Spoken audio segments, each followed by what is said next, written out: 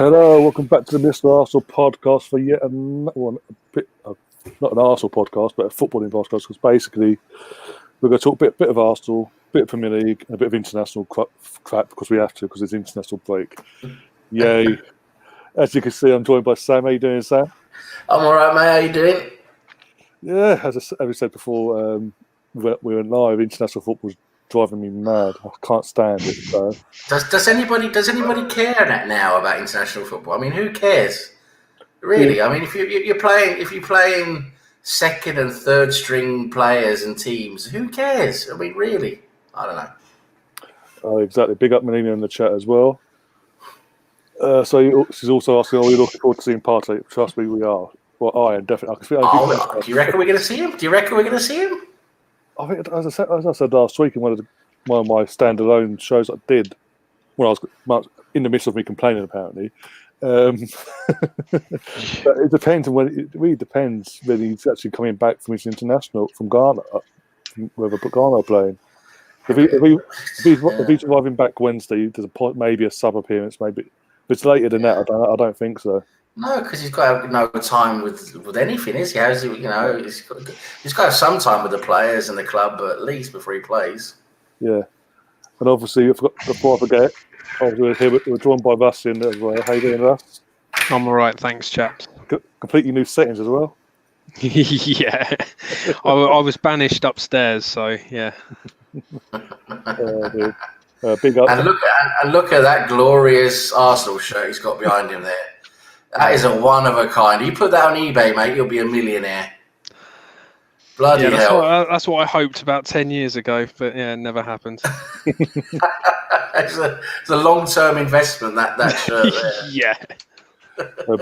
Yeah. Big up for Football Big HD. up Bishop. Big up Stan in the chat as well. How you doing over there in Vancouver? Hope it's all well. Big up Jahid as well. And yeah, a bit going away. Bischoff is one of those names. It's one of those quiz killers, you know. It is. It's one of those.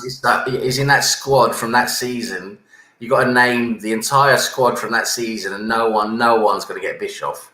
No one's going to get that quiz, down 100% ever.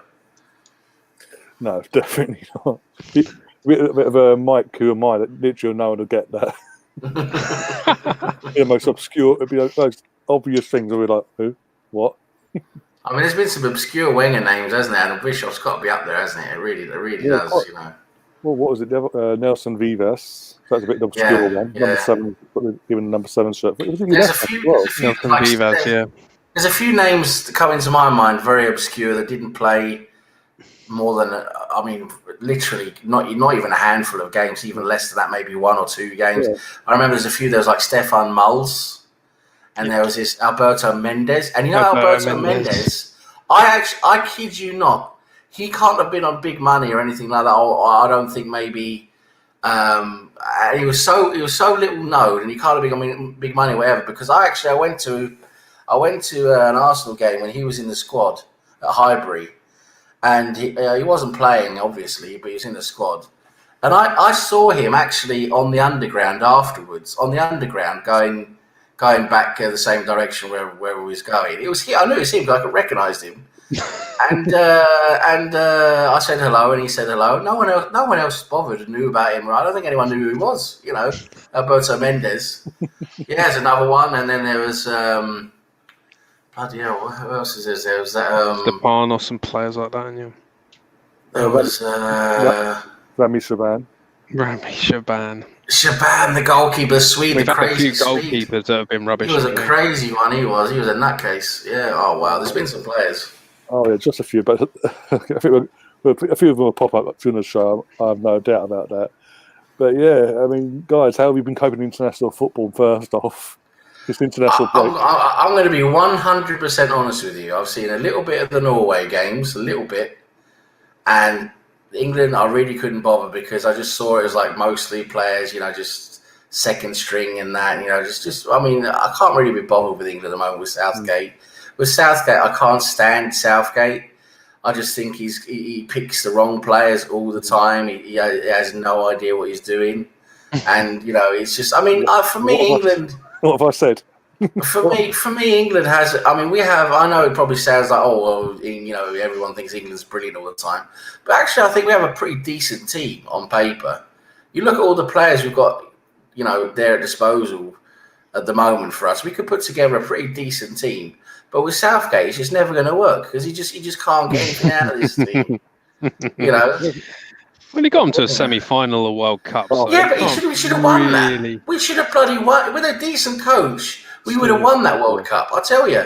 Yeah. We should have won it. We won that semi-final with a decent coach and knew how to take Croatia when they were at their most vulnerable at the time. Let's be honest, they were. Because that one, we were better than them. We were better than them. Taking out that equation of the Harry Kane to the credit to Sterling, we had more other opportunities to kill that game for 1-0, but we didn't. And it's literally, as you said, Sam, with a better coach, a more experienced, a winner. This is what I keep saying. This is what I was saying last week on my standalone shows I was doing. With a manager has a winning mentality, has that experience of winning things, we could do so much more. I mean, look at the talent we've got. You could argue this talent we've got very good is possibly on levels of what we all bigged up in the early 2000s. We've got on paper, we've got a very good team. I think personally, listen, I'm no international football expert at the moment. There's a few players who've come around the last few years who I'm not quite 100% aware of, but I mean, for me on paper, I think we are right up there. I mean, I can't really think of many teams who I would say they're definitely going to beat us hands down. I really don't think there are. I think we can pretty much have a really good match with anyone at the moment, to be honest. That's on paper. But with our manager, I mean, we're limited with him. And getting to that semi-final in the World Cup, I think that's given him so much credit in the bank. Mm-hmm. He's going to live off that credit for God knows how long.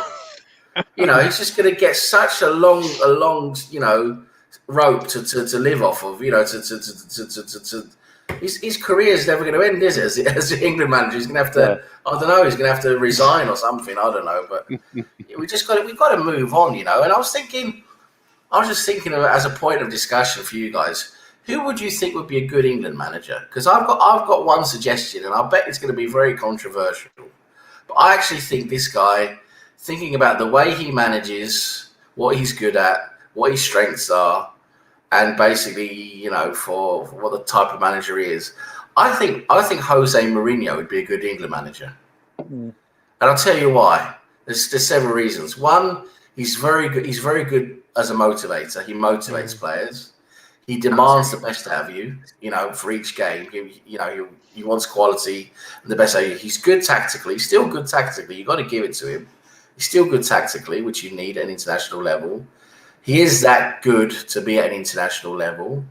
And also, he knows all the English players. I mean, he knows everyone. He or at least he knows of them. And he's got all the knowledge there as well. And then if you think about it, where the international job is like nearly part-time in terms of how often you meet up and actually do something, maybe, they might tolerate him. Maybe the players can tolerate him and he can get on with them on a part-time basis and not every day. Because I think if you've got Mourinho in your face every day, it wears on you. I think he wears out his glitter and his welcome, to be honest. But at an international level, I reckon he could be all right, I mean, I reckon he could be a good England manager. I don't know what you guys think. I get what you're saying, but also Stanley says in the chat, national managers are only be allowed to represent their country. And I get what he says, but at the same time, when it comes to England, we look at the proper managers we've got. England. They're not really so what English? So what English managers are there realistically then? What are you going to go? Eddie Howe, Chris Wilder, Sam Allardyce. Oh, not again. He lasted 5 minutes last Eddie time. Howe's Ryan's favourite. No, he really isn't. He's on. No He's done a good job at Bournemouth. He's done a very good job. Yeah, no disrespect to him, and obviously what he'd done at Bournemouth. But again, he hasn't managed. He's not managed big name players, the big egos, where he would be at England. Exactly, it's that level. Short term, and it's that level. It's that level. That's what I'm saying. Mourinho is at that level. But yeah, you look at English managers. Who's at that level? Who? Steve Bruce. Yeah, Steve Bruce. Yeah, Steve Bruce. Oh dear. Oh, Brucey baby. Sean Bloody hell. Dyche. Again, this is what I Dyche, said. yeah. This is what I was saying. I think last week, another podcast when we mentioned England managers and things like that. It's like there's none of them out there at the moment that I think are good enough that have managed big enough egos to take us forward with this crop of players. Yeah. That's why I think at the moment I think the FA have to sort of bite the bullet and do what they've done with the women's team and bite the bullet and go after the best. Go for the best. Even if it's abroad, they have to do that if you want to go to the next level. How many big egos do you think are in that squad, though? Really? Dyer's an ego, isn't he? But I wouldn't even have him in there, to be honest. Kane, Pickford. Yeah, but Kane can back it up though. He scores goals, Yeah. so you can sort of justify having him there. But all right, Raheem Sterling maybe, but I don't think there are many sort of really big characters in that side in the England team. I mean, you got Pickford who still lives off the last World Cup, that penalty shoot. He still lives off it now, and literally. Why is he playing? Maguire, why is he playing? Well, Pickford's playing because Henderson's not playing for Man United, isn't he? So, well, even if Pickford's making mistakes since we've gone back to this this new season started. In the last 4 games they've played, he's made huge errors. Hence why they brought in this other goalkeeper who's not even fucking great himself, but he'd been brought in on loan until they can figure out a permanent replacement. I think they were after Romero as a long-term thing, but. What can I say now? But you've got Nick Pope, who's another English goalkeeper. Yeah, he's made one mistake. He's made one mistake in the first opening games, but he's better than what fucking Pickford is long term. I mean, Nick Pope wins. What was it? He was our most consistent English goalkeeper in last season, other than Henderson. I think he was nearest to winning the Golden Glove by the last game of the season where he conceded. He doesn't get a look in that World Cup year. Out of the 3 goalkeepers that went, he was the one that shone all season. He came in as first choice and had to put himself literally in the window as first choice that whole season because obviously he got injured for the whole season and the number 2 got injured literally at the same game. So he's had to come in and literally he never got a look in. He was literally Southgate has his favourites, and no matter how bad you're doing in the league, you're going to be picked. And this is another thing with the England job to say as well, that the certain managers, even Spain, had favourites, and that's sort of what fucked him up in the end as well. It's continued. McLaren had his favourites, Capello, and Capello's breakdown. His main favourite was John Terry, by the looks of it, and that's the main breakdown. That's the main end of it. It was just until they actually stick to their word when they get these jobs and say we're not picking people on the basis of who they are. And actually based on actually pick them on the basis of their form. That's another thing that won't change, and why we're going to underperform and things like that. We've got this talent, as I said earlier. This talent with crop of players we've got is arguably of a level where we bigged up the early 2000s, 2006 squad. Yeah. Yeah, it makes a lot of sense there. But I think international football's dead for me. Yeah. What I would do with international football, what I would do is I would basically I would scrap all this Nations League crap and all these minor tournaments. I mean, just scrap them. They're useless. They don't do anything. They're just there to try and bring international football, try and make more interest and create more money, generate more money, whatever. It's useless. No one cares. Why do you want to do that one first? We'll do that one first, then, and I'll tell you about what I was going to say. Yeah, sorry, this just came up and I thought, why not?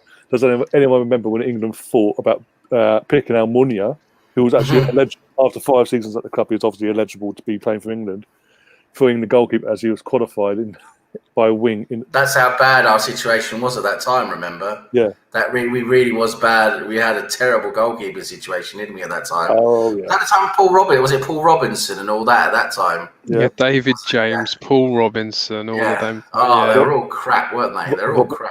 Robert Green, yeah. They were all crap. I mean, when you're actually considering Almunia as the England goalkeeper, I mean, how bad has it got? It really is. Then it's really got bad, right? I mean, yeah.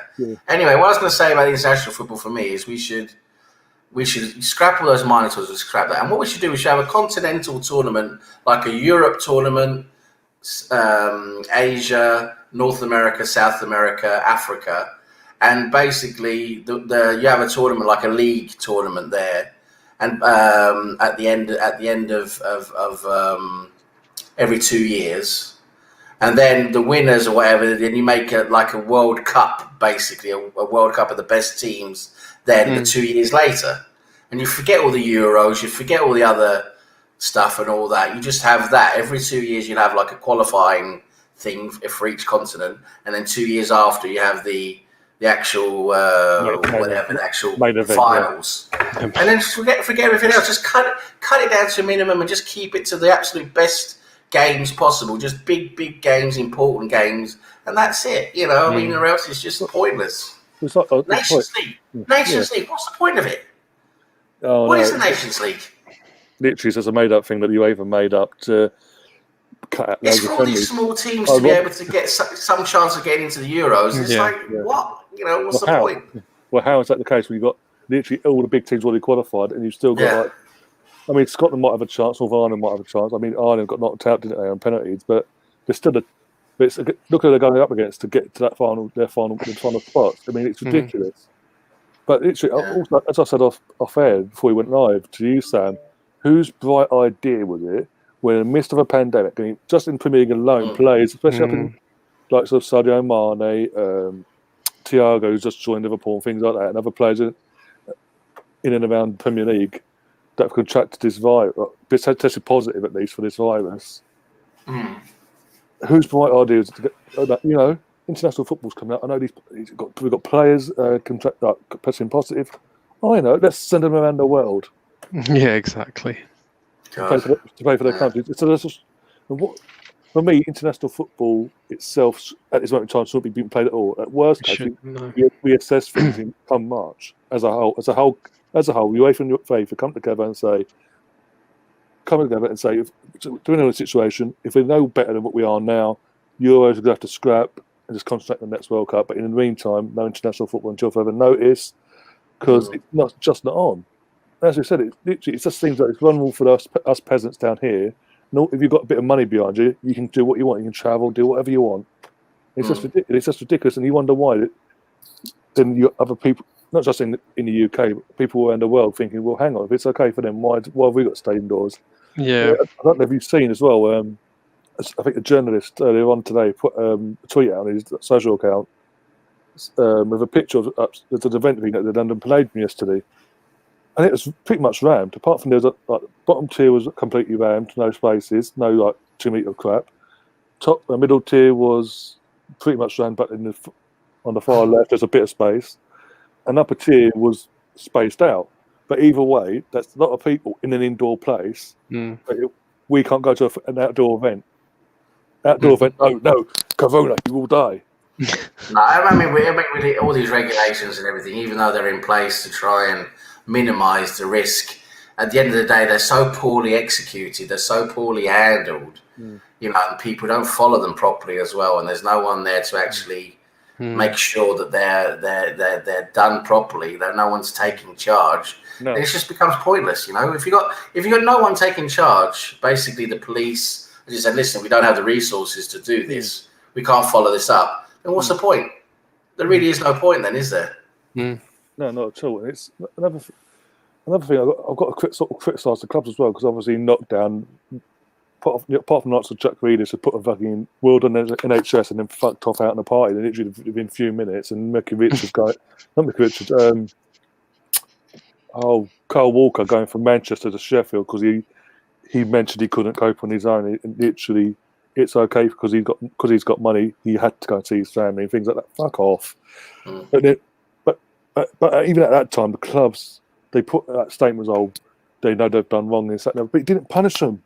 And now we're out of lockdown, and players even now at a vast rate since obviously the end of last season finished, are testing positive, and there's no consequence because they're not abiding by the law or whatever rules are put in place by the club.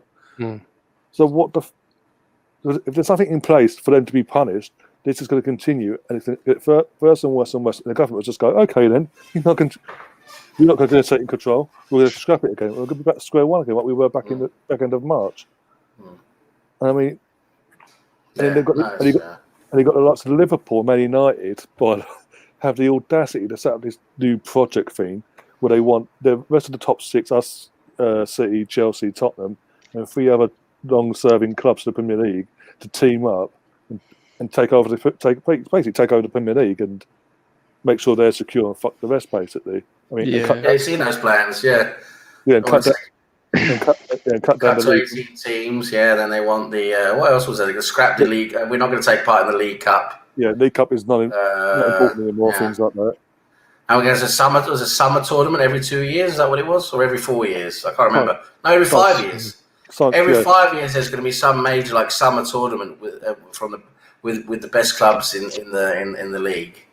I know, and it's and the fact that they want apparently they want their full control of finances as well. They obviously, as it stands, like whoever runs the Premier League at the moment would have control. They want that control. I mean, what the fuck?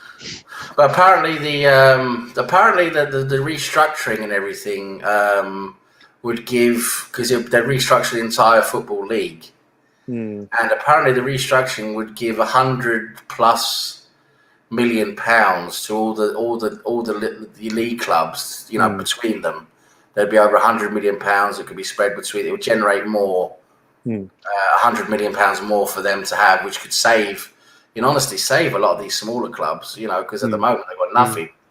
Yeah. So it's I was wondering, do you reckon we're still on our way to a breakout Super League? Do you reckon we're still on that path? Because there was talk about it a lot during the 90s and early 2000s. There's been a lot of talk for the last, as you said, 20+ years about it. I think you think about it with the TV rights and everything. You made a Super League with the best teams from each country, and they had that, and basically that was put under their own organisation, their own company or whatever, and then you have your own TV rights governing that and everything to watch that. I mean, that you could see that happening, to be honest. But I don't know. It's going to take a hell of a lot of doing, I think. I think here in the UK, I think literally the only people that are trying to block that is Sky, because the Premier League's their baby, and they lose the top teams. I think the FA would have a lot to say as well. Maybe I don't know how easy it would be to do all that, but imagine how salty some of these clubs are going to be if they can only pick 4 clubs. Imagine how salty some of these clubs are going to be. It's going to be. To me, Manchester United, Manchester City, Arsenal, and Liverpool. Everyone else, sorry, Chelsea and Spurs. That's all right. Chelsea will just win the league every year. Yeah, exactly. It'll be Chelsea just running away with it, then, won't it? I think, as I was going to say, I think the way the Premier League and BT and Sky have acted the last couple of days with their plans as well. I think what your point on European Super League is going to be. I think that's pushing it even more, that sort of agenda even more that way towards it actually happening, because sooner rather than later, because literally it's like. But they're not happy, are they? That's what I'm saying. The clubs are not happy with the structure of everything. No, that's what I'm saying. So they can, maybe plan some kind of, go and do their own thing. And to be honest, I think it sounds brilliant. I mean, you think 20 or I don't know, 22 or 20, let's say 20 of the best teams in Europe battling it out in a league. Week man. Out of the season. I'd love that. That'd be so good. And have it like a US. I've got to tell you guys, I'm a big fan of the US playoff system, where you have the top 8 teams, right? At the end of the they play their 38 games then home and away, and at the end you got the top 8 teams, and then it's seeded one down to 8, and then what happens is 1 will play 8, 2 will play 7, and that in a best of, you play away, maybe home and away, then aggregate, and then you go through to do the final 2 basically. That I would love that. I really would. I can see everyone in the chat tearing their hair out, apart from Stan, he's got no hair, but I can see no. But I like that playoff system, I do, because it mixes it up a bit. It creates a bit of that. You don't know what's going to happen. It's not the number one team that wins every year. Like, for example, in the NHL, I used to watch quite a lot of the NHL ice hockey. I used to like that. The top team every season, virtually every season, was the Washington Capitals. They would get the most points. They'd be the top team every season in their division. And it comes to the playoffs, they'd always get knocked out. They just couldn't handle the playoffs. And you'd get some it would be like the third or fourth or fifth seeded team that would win, you know. And for me, I like that. You get a lot more variation of who wins. Yeah. Well, also because I've said it before, like rugby union as well, and they do it in rugby over in rugby Premiership prefers like rugby's versus the Premier League. The top, like, you have all their teams that play each other, and they're coming into the season. Standards mean nothing because it's in like first versus fourth, second versus third for the semi-final play for chance to play each other in the final. So you can finish first and still not win the actual title. You can finish fourth and win the title, things like that. And as you said, the team that's also been consistent could fucking mentally bottle it in the playoff, and it causes all that drama of who can win it because it's not the same. Again, it's not the same team winning every fucking year. And the thing is, you can still have a decent trophy system. Like if you come first, you still get a trophy. You get recognition and money and trophy. A trophy that's a recognised trophy for winning it. Like the best team in the NHL and all the other sports, they get that big trophy. It's got its own name and everything. But the overall, the big trophy is the one you win in the final of the playoffs. You know. Yeah. I mean, as I was saying, literally the way that obviously it's all come out as well that literally 19 out of the 20 clubs obviously voted for this thing, obviously the pay-per-view thing over in the UK, and then how that's come out. The backlash every club, all their 19 clubs are facing from it. I think they're not the bigger clubs aren't going to like that even. Literally just go okay, and contact the lots of Real Madrid, Barcelona, Juventus, and all that. And as I said, the plans for European Super League is going to probably be pushed even more forward now than it ever has been. Yeah, because the money's in the TV rights, right? It's all about the TV coverage and the sponsorship and all that. Well, and they would love to control this. The top teams would love to control this. Well, imagine the streaming service as well. If they obviously they don't set up their own sort of association, lots of Netflix, Amazon be literally bricking it to try and get the deal for that for a whole season. Because then because they can literally go, right, okay, we're going to go up the price of a couple of quid here, guys, for the whole subscription as it is. But at the same time, you're getting your films and this, that. But at the same time, you're getting live football of the best in Europe against each other every season now. Yeah, and people will plug into that. People will actually play that, and there's none of this fear of fucking pay-per-view that we're getting now. Exactly. And on top of that, I was thinking you could start incorporating. I know it's getting a bit silly now, but I like thinking a bit out of the normal. But I think you start incorporating, because the Americans. You got to give it to the Americans. When it comes to sports, they have a lot of good ideas. They do a lot of good things when it comes to sports. And with the salary cap system and all that, it levels the playing field a lot. And I would definitely think we should have some kind of salary cap system or whatever in place for that Super League. Since you've got your own league, it's a set 20 team system. You could start putting more regulations in there, like you're only allowed to have 30 players in your squad. You have a salary cap for the whole. You have a wage bill, salary cap. All of that. And then I would have like a draft system, right? Draft, yeah. Where you have pools of all the best youth teams. Throughout Europe or whatever, or the world or whatever, and then you have the team that comes bottom. They get to pick first. Yeah, they get to pick the best player, and that that really does level the playing field. It really does. And then they can trade them if they want to or whatever. Yeah, just incorporate. I know it sounds silly, but that it would be. I would find it interesting. I really would anyway. I would. Anyway, that's until one team starts winning it every year, and then it's all back to square one. Go back to the Premier League. But the whole idea is with that draft system and the salary cap system, it becomes a lot more of a level playing field. It really does, and you see that in the American sports that do that. You really do, and you'll have a team that they'll generate after a while. You'll get a team that builds up a good team that will maybe be good for 4 or 3 or 4 or 5 years, so-called dynasty or whatever.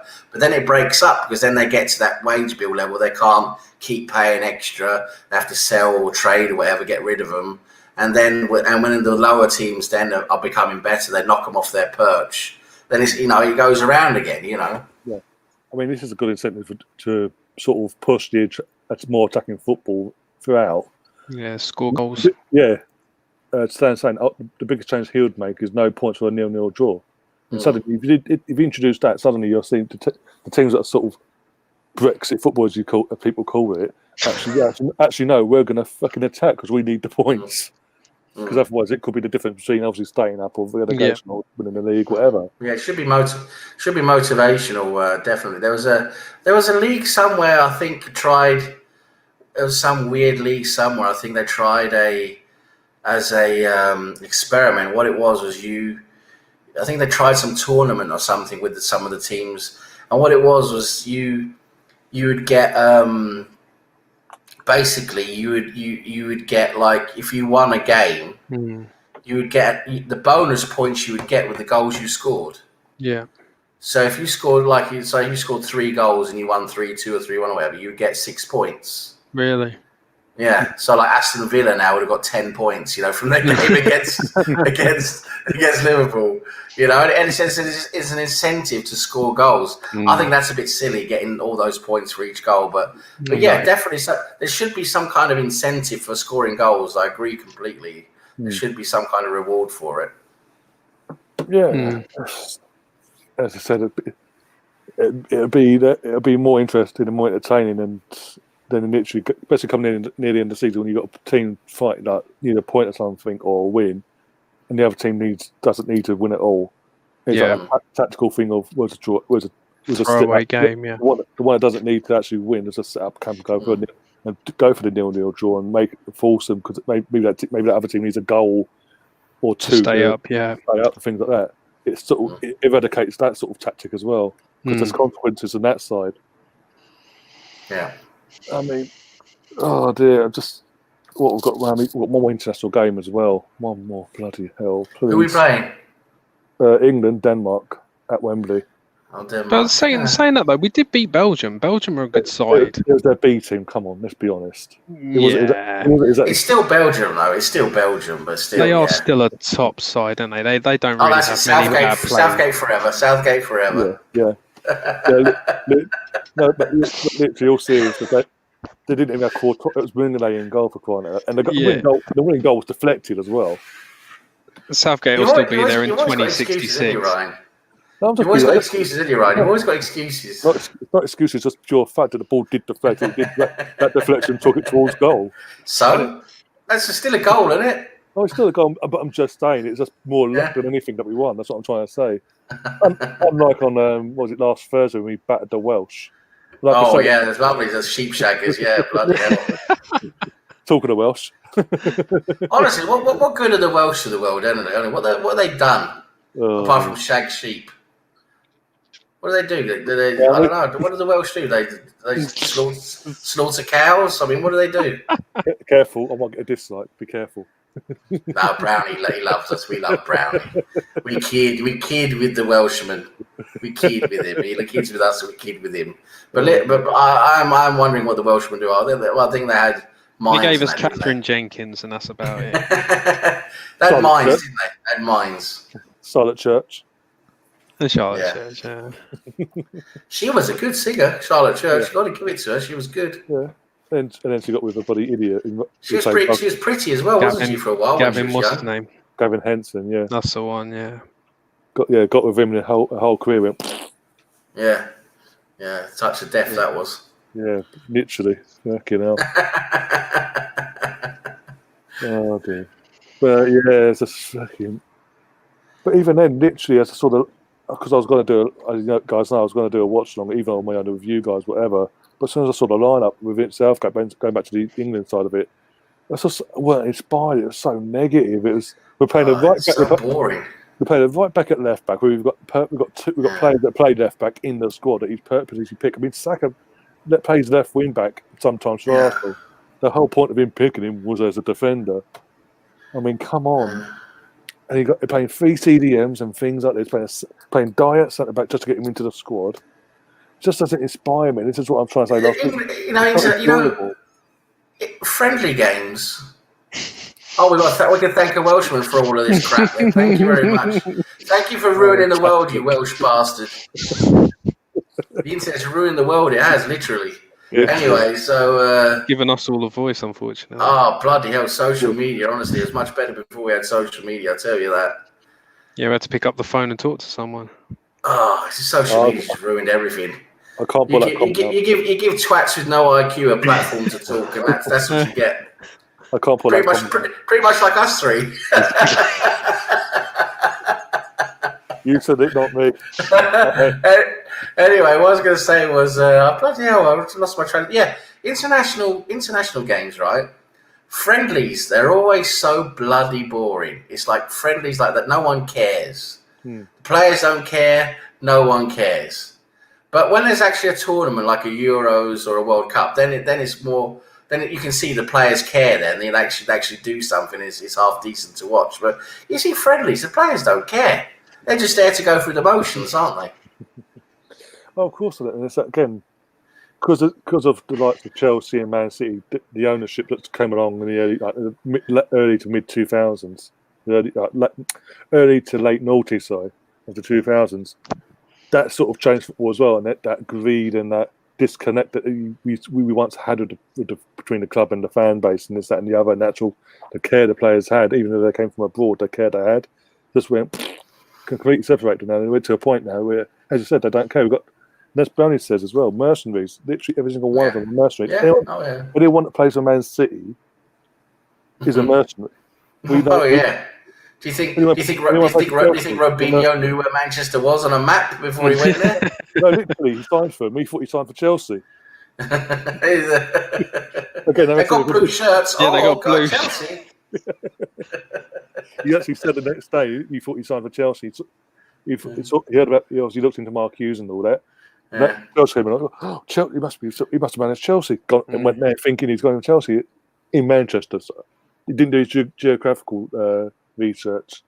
But here's one from Stu MC in the chat saying, thoughts on this, lads? And he says, Harry Maguire, career overview.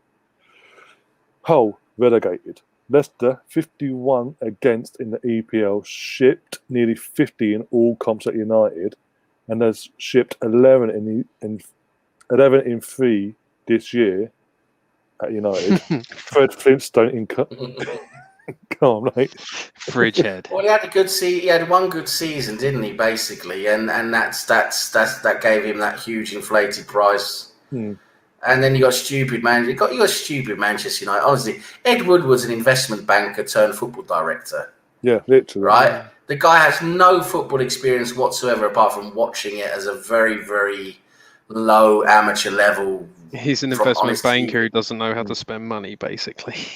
And he's running the world's biggest football club apart from Real Madrid in terms of money generated and things like that. Yeah. And so he's paying 80 million quid for Maguire. I mean, the guy should be shot. The guy should be bloody drowned in a river. You know, I mean, to be fair, to do stuff like that, it's just criminal. I mean, to be fair, the thing I would say with Harry Maguire is clear that that thing that happened when he was on holiday has clearly affected him somehow. I don't think that he should be playing at all. He shouldn't be playing for England. He shouldn't be playing for Manchester United either. And Solskjaer, who also his biggest criticism, he's got no balls. Solskjaer can't say no to De Gea. He can't say no to Maguire. They're big names, and he just can't say no to people. That's the problem with Solskjaer. He's not ruthless. How can you be a Manchester United manager and not be ruthless? Yeah, and you can sort of throw that argument at Southgate because after putting him in the squad while it's about to go, he dropped it and then puts him back in this squad as well. Yeah. Why is he playing? He's playing because he's Manchester United captain. Exactly. That's the only reason. It's reputation. It's reputation. That's it. Reputation. And it's like, excuse me, form should have something to do with it. You know, if you're playing crap every game, why do you get to play for England? This is what exactly. This is what I was saying. That every England manager we've had I can't remember the last time. I haven't heard this from an England manager that comes in.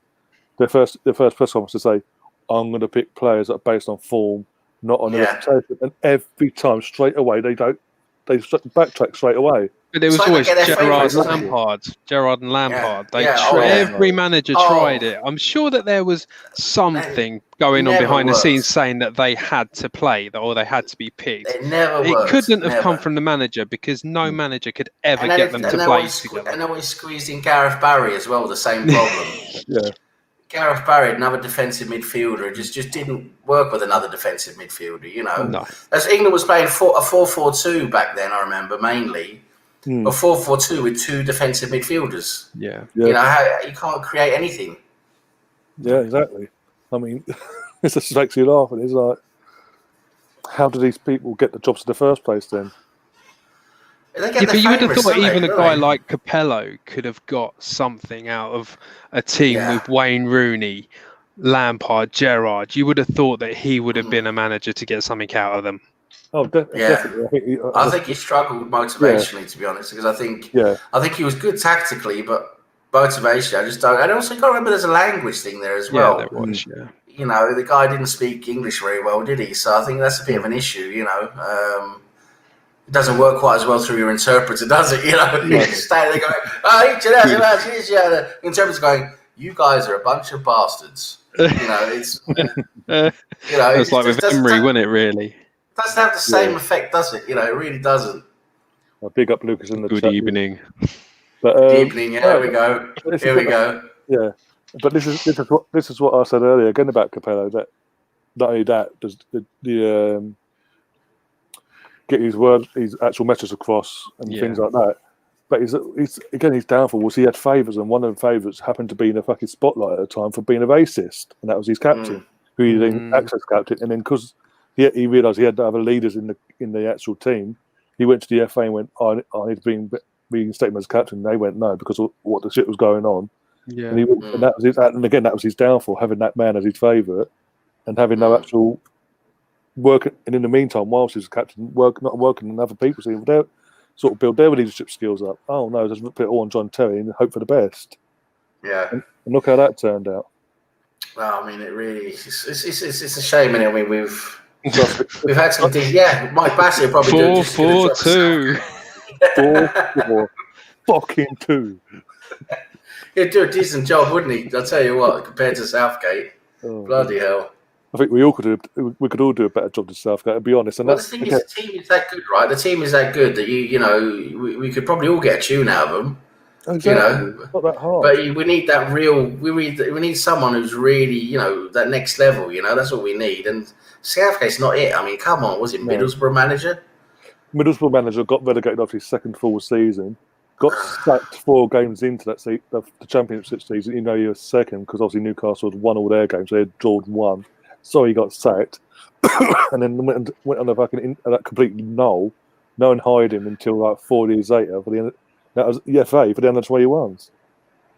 And then Sam Allardyce lasted 5 minutes, didn't he? He's in the door and out the door.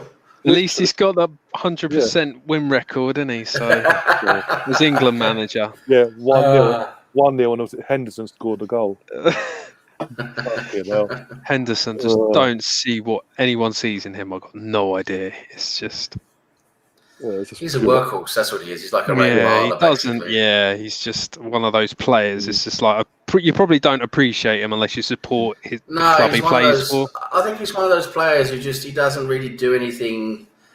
He's not skillful or anything like that. But he wins you the ball. He gets you the ball.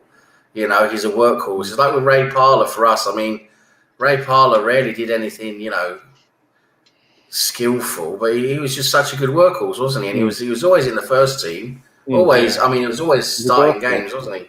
Yeah, I think I've got a DVD somewhere. Arsenal's 11. It was literally around the 2006-7 time frame. And literally, I think even in the Parlour's autobiography, he's like Ray Parlour was his most picked player in Wenger's time up to that point. Yeah. Because he's a ball winner, that's the thing. He's a scrapper and a ball winner. And I mean, you look today, everyone thinks so much about skill and things like that, but you still need someone who's going to, dig in and get you the ball, Yeah. Dig in deep. That's what I hope we have now with Partey, to be honest. I think, as I said before, he screams very similar to Vieira type in the sense of his height, his built, and how he likes to get dug in and break up the play, but also push forward when he gets the ball, things like that. Yeah, I wouldn't be so sure he's got to dislodge El Neni from the midfield, and so I don't know. I'll tell you what, El Neni, he's impressed me. He's done well, isn't he? I got to done give really credit well. where it's due.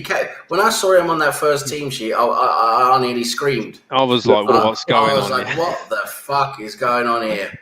And then when you saw him play, he did well. He really did. And to be fair, though, Turkey's not a really easy league, is it? You would have got a good kick in over there, I would imagine. So probably toughened him up a little bit. Yeah, and I think he just getting to play regular football 90 minutes every week.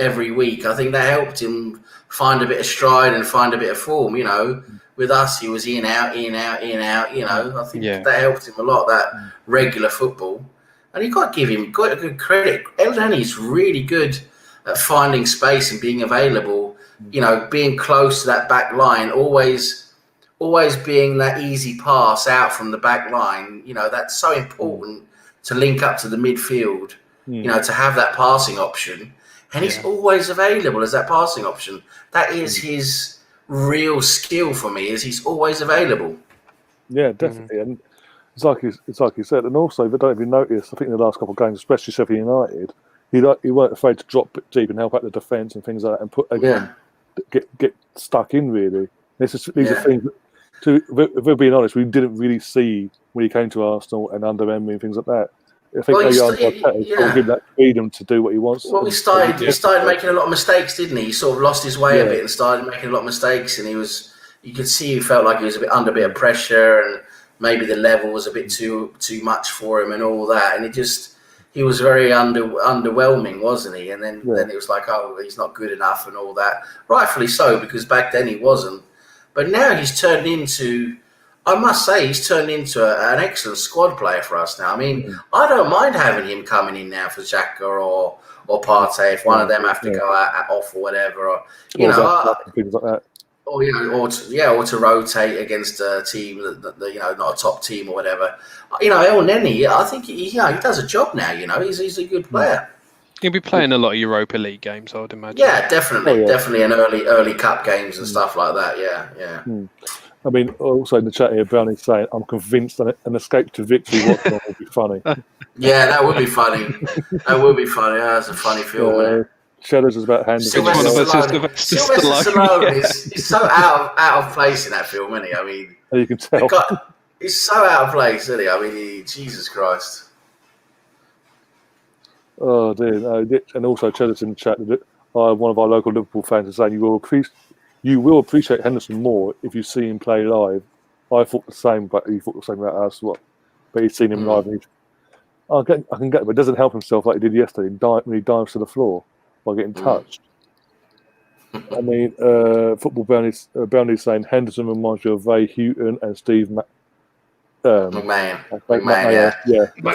Real workhorses. Real workhorses. Yeah.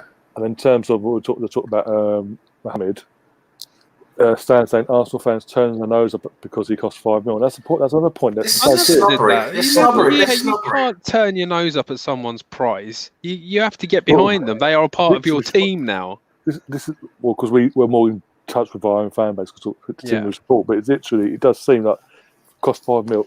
He's must be crap. Cost $72 million. You expect the world. He's crap after one game. There's no middle ground, is there? Yeah. I mean, you can't. The players can't win nowadays. No.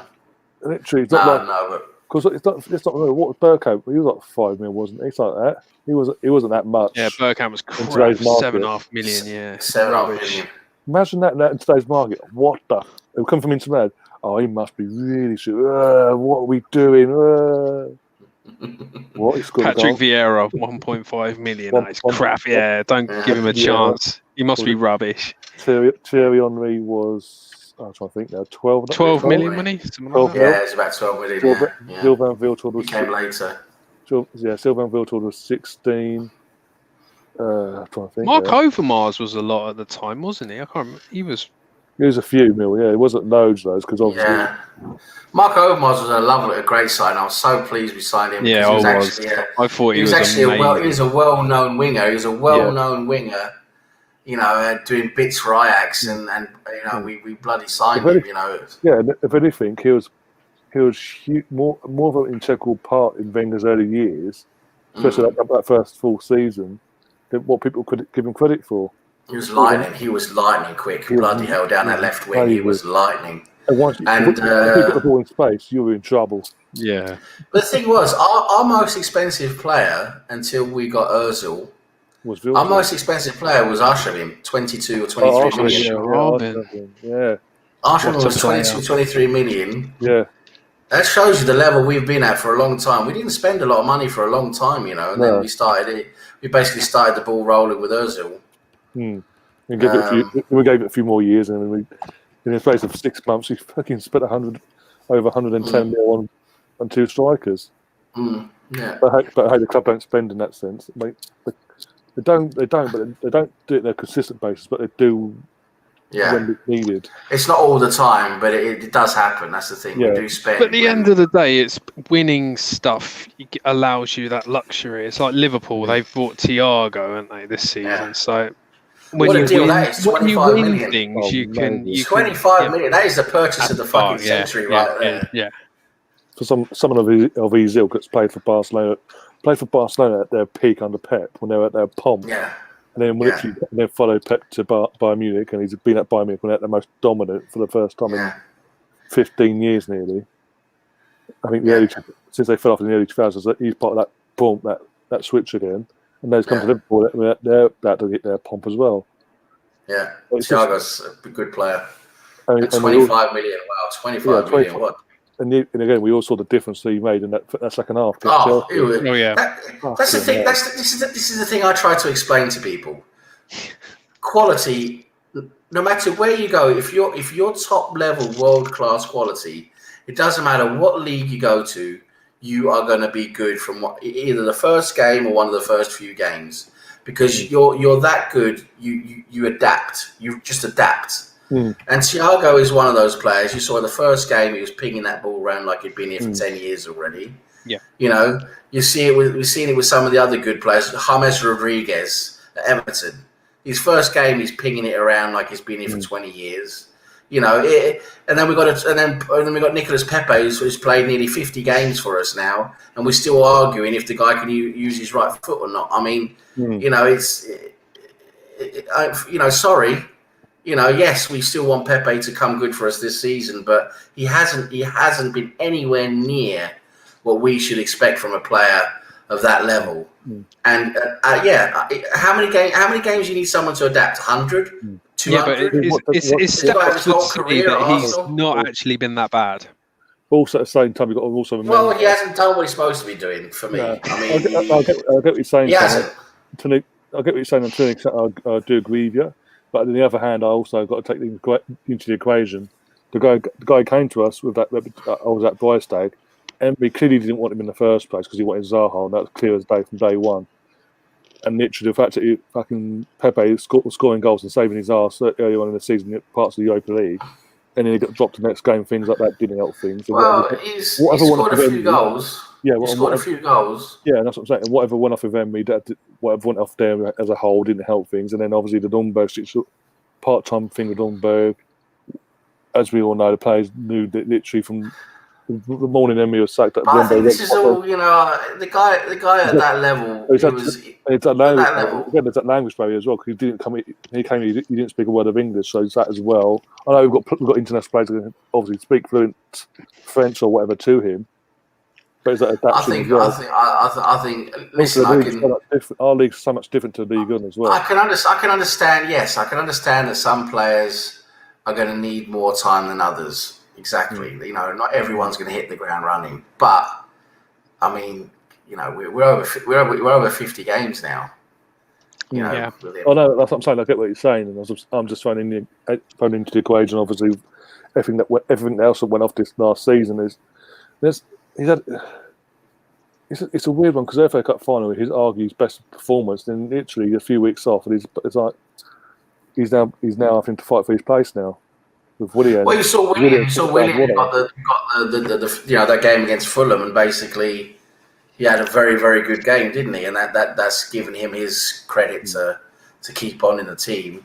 But after that, he hasn't really done very much. Willian after that, he hasn't. But nor has the rest of the team. Came on in the last game, did all right. And the rest of the team struggled as well in those same games as well. We played tough teams, sit deep and and defend well. And we've had to scrape together victories in those games. And and Pepe came on and did quite poorly in one of the games. And then in the last game, I agree, against Sheffield United, he came on, scored, and he had a good display because he is best. Like I kept saying all along, if we play a team who's going to play us with a high press, that's when he's best. If you play him in behind defence with a direct pass, that is when he's at his best. He is not very good against deep lying, low sitting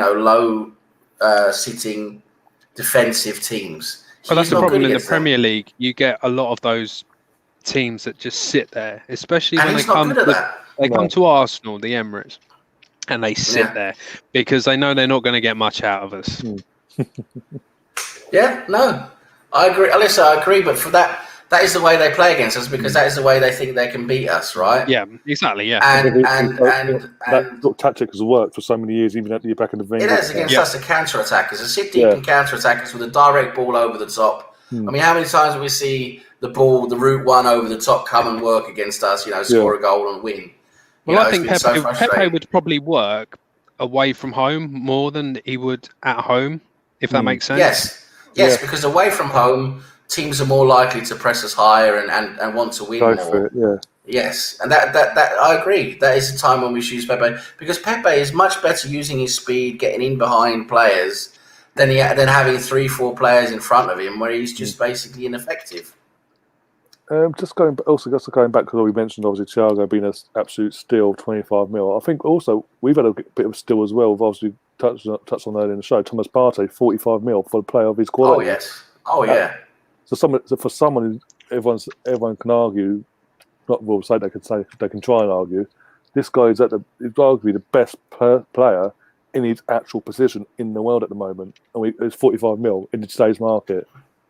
That was their fault for not sorting out his contract and his that was the release contract clause. He got a few years ago, wasn't it? It's like a 3 or 4 year old deal that now, and they wanted to give him a new one, and he rejected it. So that's that, isn't it? Thank fuck for that. But let's say again. Brownie saying fans give foreign players over a year to settle in. They won't give foreign managers in a year to settle though. Both have the same settling issues like moving families and new home in the country. That's a fair point. It's a fair point, and I get what he's saying, but at the same time, I think the pressure comes because obviously the Premier League and what it is and the money. Well, it's two completely different things, to be honest. The manager carries a can for everything. The manager carries a can for the whole team. It's two completely different things. I mean, it's like it's comparing a construction worker with a high-level manager. I mean, it's two completely different things. You're doing two different things. One's playing football. Two different jobs.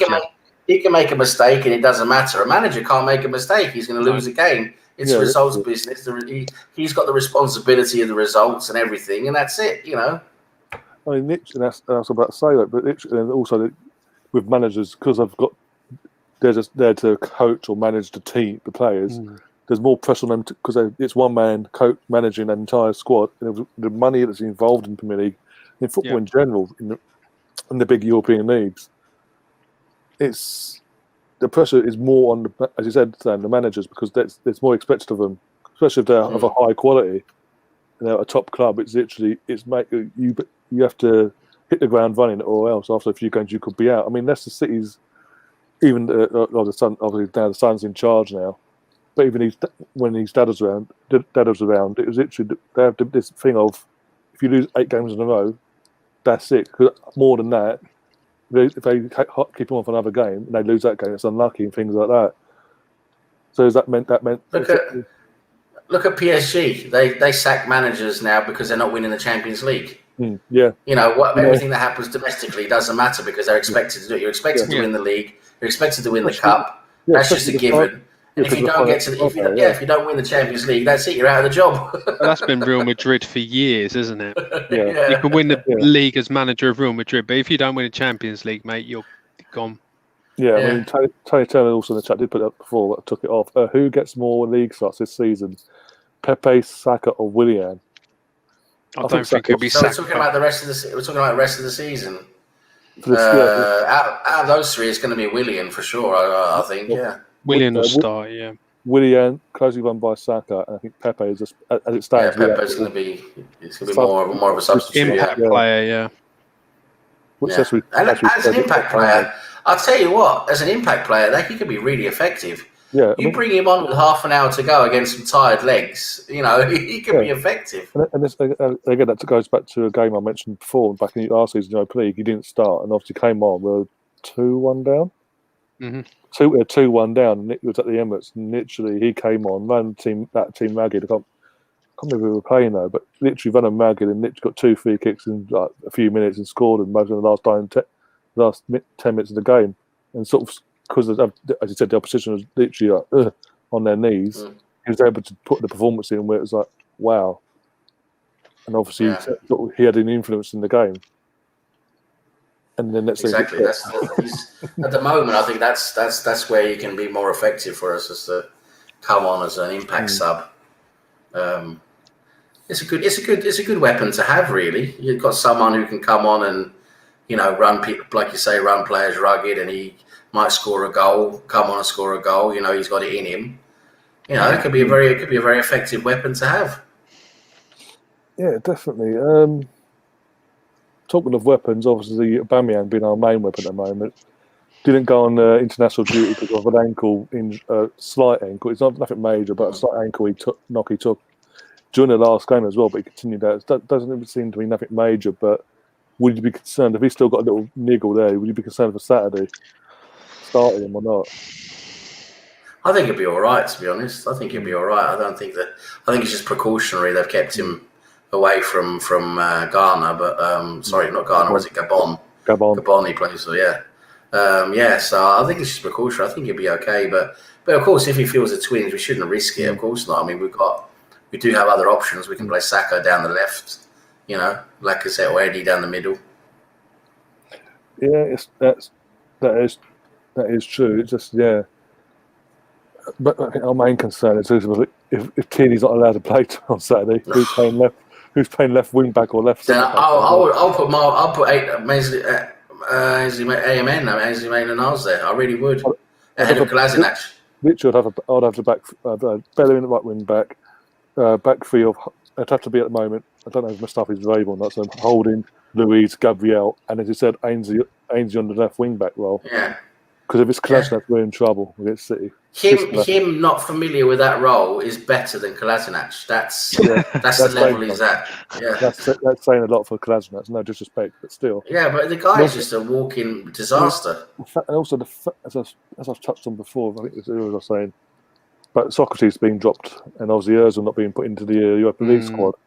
The fact that obviously we've tried to get him out so late in the window. It's so clear it's not part of Arteta's plans, things like that, and it's clear that obviously trying to get Kolasinac out. He's not part of Arteta's plans going forward, so it'd be weird then, even though we haven't got, even if we can't play Tierney, to put him in a big game like that, where it could be a part of a make or break month for us. I'll tell you what, Kolasinac again. I'd have my heart in my throat if Kolasinac is going to play against City against those attacking players, and Kolasinac he just doesn't know what he's doing anymore. Yeah, but really. Why is I don't understand how he's just got so not like he was incredible to begin with. No, but he has just lost it. Fallen off a cliff, isn't he? He's lost. He had a couple of good games a while ago, and he's living the credit from those he's still living on. But the last few games he's been absolutely atrocious, absolutely dog awful. He really has. Yeah, I mean, I think it's more of a. It seems like he's more of a confidence player. And it's literally when he came to us, as he said, when he first arrived, he was like, "Yeah, that Brownie." Yeah, yeah. Brownie's a weapon, that's for sure. Yeah. It's a weapon. Yeah, I'm a weapon. No, but yeah, when I was saying, he came to us. He had that sort of buzz around him because obviously he had that reputation, but that thing around his neck of being in the Bundesliga team of the season for the previous season, things like that. Yeah. So he had a big reputation there. He hit the ground running, sort of, and then literally, just as I said, fell off a cliff, and his consistency was in and out, and suddenly you realise, okay, maybe maybe he can't. He could go forward, but he couldn't really defend. And as a left back or left wing back, that's not either way. You've got to defend at some point. That's not ideal. Sorry. Well, the thing he was good at was as a left wing back, like you said, because he was good at bombing down the wing. That was his forte. He would bomb down that wing with the ball, and he was quite good at that. And then unfortunately, his crosses were mostly poor, but he would get down that wing and give you that extra, overlap down the left-hand side. And he did that quite well in, several games. But like you said, defensively, woeful, positionally and tackling not that great. And apparently Tony's saying maybe he's injured, so maybe we're lucky. That's all right then. Takes it out of our hands. Yeah. Dodged a bullet there, maybe. That'd be good. we say Bloody this. hell. Well, Monday night. This is Saturday. We've got 5 days. Something can change. You know Arsenal more than anyone. He's saying he got injured on international duty. I don't think he'll play this weekend. I hope so. It's terrible to say it, but I mean, he's just too. Too poor. Yeah, he's a liability. Yeah, we don't need liability. Oh yeah, a real liability, definitely. I mean, yeah. I think when we started falling off a bit in his form, my brother actually made a good point because of the size of him, like built wise. Why don't we try him at a CDM role at a time? And I was like, maybe it makes sense. He's physical. It is. No, I think another the reason mistakes he makes. Yeah, but he can't pass the ball. Can't pass. Can't cross it. Keep the ball away all the time, isn't he? I mean, but also, I think what's not helped. I think another contributing factor was obviously that, even though he stood up to him, is that bloody gang knife attack thing that him and Nerzel had to face last summer. Yeah. He's never been the same since then either. He's sort of progressively got worse there as well. Yeah, it's probably taken something out of him. And the fact that he's got Sky and all that. Didn't look like it on the video though, did it? He was quite. But also, in the aftermath, we've got lots of Sky News and all that outside of both Mesut and Seed's house. Literally, this is where they are. Look, guys. Look, this is where they live. Yeah. This is where they live. Yeah. But then literally, they so smart, aren't they? And then literally, people turned up to their house giving them death threats. MTV wanted to do cribs at their house as well, probably. And let's do cribs. Let's just top it off. We can show all the robbers what they can get. And he's got this, and he's got that, he's got that. Swimming pool. This is where I'll play Fortnite. Yeah, big TV. Yeah. These are my diamond encrusted headphones. Yeah, exactly. He's got to spend the money on something. I mean, obviously, I think Brownie touched on last week, and he's been touching on Twitter, since he's back on that for now until he gets banned again. Well, you laugh, but talk about Brownie. Yeah, Brownie's back on. Yeah, Twitter. Brownie, back on Twitter. See how long it lasts. Yeah, that's like for how long though. No, literally, you've been saying that. Obviously, he's here, and again, this is the person who said Bartley was never going to happen. By the way, that hour was already done. But he's saying that obviously. Those sources are brilliant, aren't they? So I take this with a pinch of salt, so to speak. But he's saying that obviously Ozil's looking to sue the club for breach of defamation. Haven't we just given him like £8 million loyalty bonus or something? Something like that. I think that's another reason why you don't want to go. And that's another thing. Because he used that lovely contract he got. Yeah, I keep saying that as well. So that's why he's been staying. He's been staying to get that loyalty bonus. That's what it is. Literally 3 shows I did last week on my own. I meant to thank you, Ivan, put us in his mess. Every show I did, Ivan comes up. That was on my own. And he's come up again. Fucking bastard. I can't stand him. The gift that keeps on giving. Oh, yeah. But what I was going to say was we've heard the news, obviously, that some club, I think it's Saudi club, or something in that reason was off. Yeah. We'd agreed to sell him for $5 million in the last before the window ended and all that. But I'm actually going to come out on a limb here and say I can understand why he didn't want to go to Saudi Arabia. I get it, but at the same time, it's like okay, as a report says, he was offered a lot more money as well. They offered him like they offer a lot of money out there. They offer a lot of money, but you would do it for a season, though, wouldn't you? If you they offer a lot more money, but the football is piss poor. Imagine his wife, and actually you can't do anything in Saudi Arabia, basically. No, it's a religious, Oh yeah, they can't. Yeah, women can't do anything out there, can they? Basically, yeah. I think it would make more sense if he went either to Turkey, where he said he wants to end his career, or go to the States for a season first. I think he would, because he's only 30. Was he 31 now? 31? You think he's older than that, wouldn't you? Yeah, you think he's 38. Yeah, he's 31. He's been here for 20 years. It feels like he's been here so long. He's 31. So what he should do, because he's a brand, he's actually a brand himself. He's got a name and a brand. Yeah, the best place for him is the MLS. Yeah, they love all that shit over there. They eat all that shit up. He should go to Los Angeles, the LA Galaxy, or maybe even link. I was thinking maybe he should even link up with Beckham's new club, Inter Miami. Into Miami, because Miami's all fancy as well, money and all that. Why not link up there, have his brand for 2 or 3 seasons, and then he can, in his twilight 1 or 2 seasons, be a god back home in Turkey, where he's a god there, isn't he? Yeah. I mean, Chadwick's in the chat saying, "Lorgy bonus?" ? What the fuck? Who agreed that clause? And I think, do we have to read the answer? Who agreed that clause? His name starts with G and ends with S. The problem is, though, when that contract was signed, we could never have seen this go the way it has for Ozil. No, that is true, Russ. In a different way, we'd be going, oh yeah, he's got a loyalty bonus because he stayed and he's been a good player. But unfortunately, it just hasn't worked out that way. No, I agree with you, Russ, that we couldn't have foreseen the future. But that the level of money he's been getting, that's ridiculous. Yeah, I mean, 300. If he was playing, it'd be 350k. Mm-hmm. And at that 8 million, now even if he was playing, that 8 million would 8 million? That's something we could spend on, that could be part, money we could maybe spend on someone, Yeah.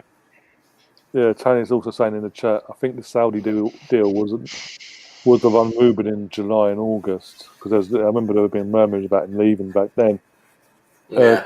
A quick trip to Dubai from Saudi Arabia. So there you go. Of course, but that's probably where they were spending all their time, wouldn't it? Being in Dubai, probably. Yeah. But I mean, you think about it, Saudi Arabia is not a nice place to live. No, it's not. And also, Football Banner saying it's not just me. They've been talking about this lawsuit on the same old Arsenal podcast, USA. You see, the thing is, I've also read about this lawsuit. People have been talking about it, but I don't see how can Ozil charge or actually say that the Arsenal have been defamatory towards him. Yeah. What have they done that's defamatory? Yeah. What proof has he physically got? And then what proof has he got? Yeah, that's what I'm saying. You can't just say someone's defamatory. You got to actually prove it. Mm-hmm. So it's just a load of bullshit again. It's just bullshit. It's media bullshit. Just to sell fucking clicks, clickbait. Yeah.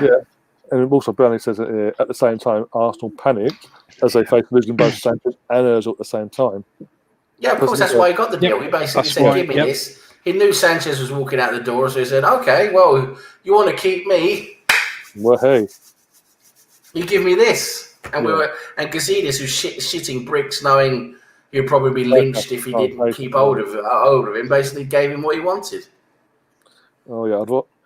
I know things that turn out well for Sanchez at United, but at the time, I'd have rather shown the club to show the ambition to Sanchez and convince him to stay and give him the allow us up to go. Because remember, we got to remember at the same time, Ozil's performances before the contract was given to him were at the same level as we've seen since. They picked up for like 5 games beforehand. Then as soon as he got the contract signed, it went again. It's like, and again, it's just got progressively worse. As you said, I think he's only he's been here 6-7 years now. 2014 when he arrived. The 2013-14 season. 2013 when he arrived, and his only whole season where he looked like the player we signed, we sort of paid for, was the 15-16 season. When Leicester won he got those League. 18 assists, wasn't it, or whatever it was? Yeah, 18. He was on. Assists. Yeah, he's like 2 off. You got 18. You got 19 assists, like before Christmas, and after Christmas he got 0. Because Giroud stopped scoring goals. Yeah. What a worse time to stop scoring goals when we're fucking top of the table. If we'd have continued, then we'd have won the league. That's the thing, we would have won the league. Yeah. That's the most annoying thing as well. That literally Giroud decided that the worst, as I said, the worst time to drop form halfway through a season in the midst of a title race, and then literally not pick up form until literally the last game of the season. And I'm like, you fucker. You absolute fucker! And that team was against a relegation team. You know what? We've had some strikers that have not split the fan base. Like you'll have half the fan base saying, "Oh, he's amazing," and half the fan base saying he's crap.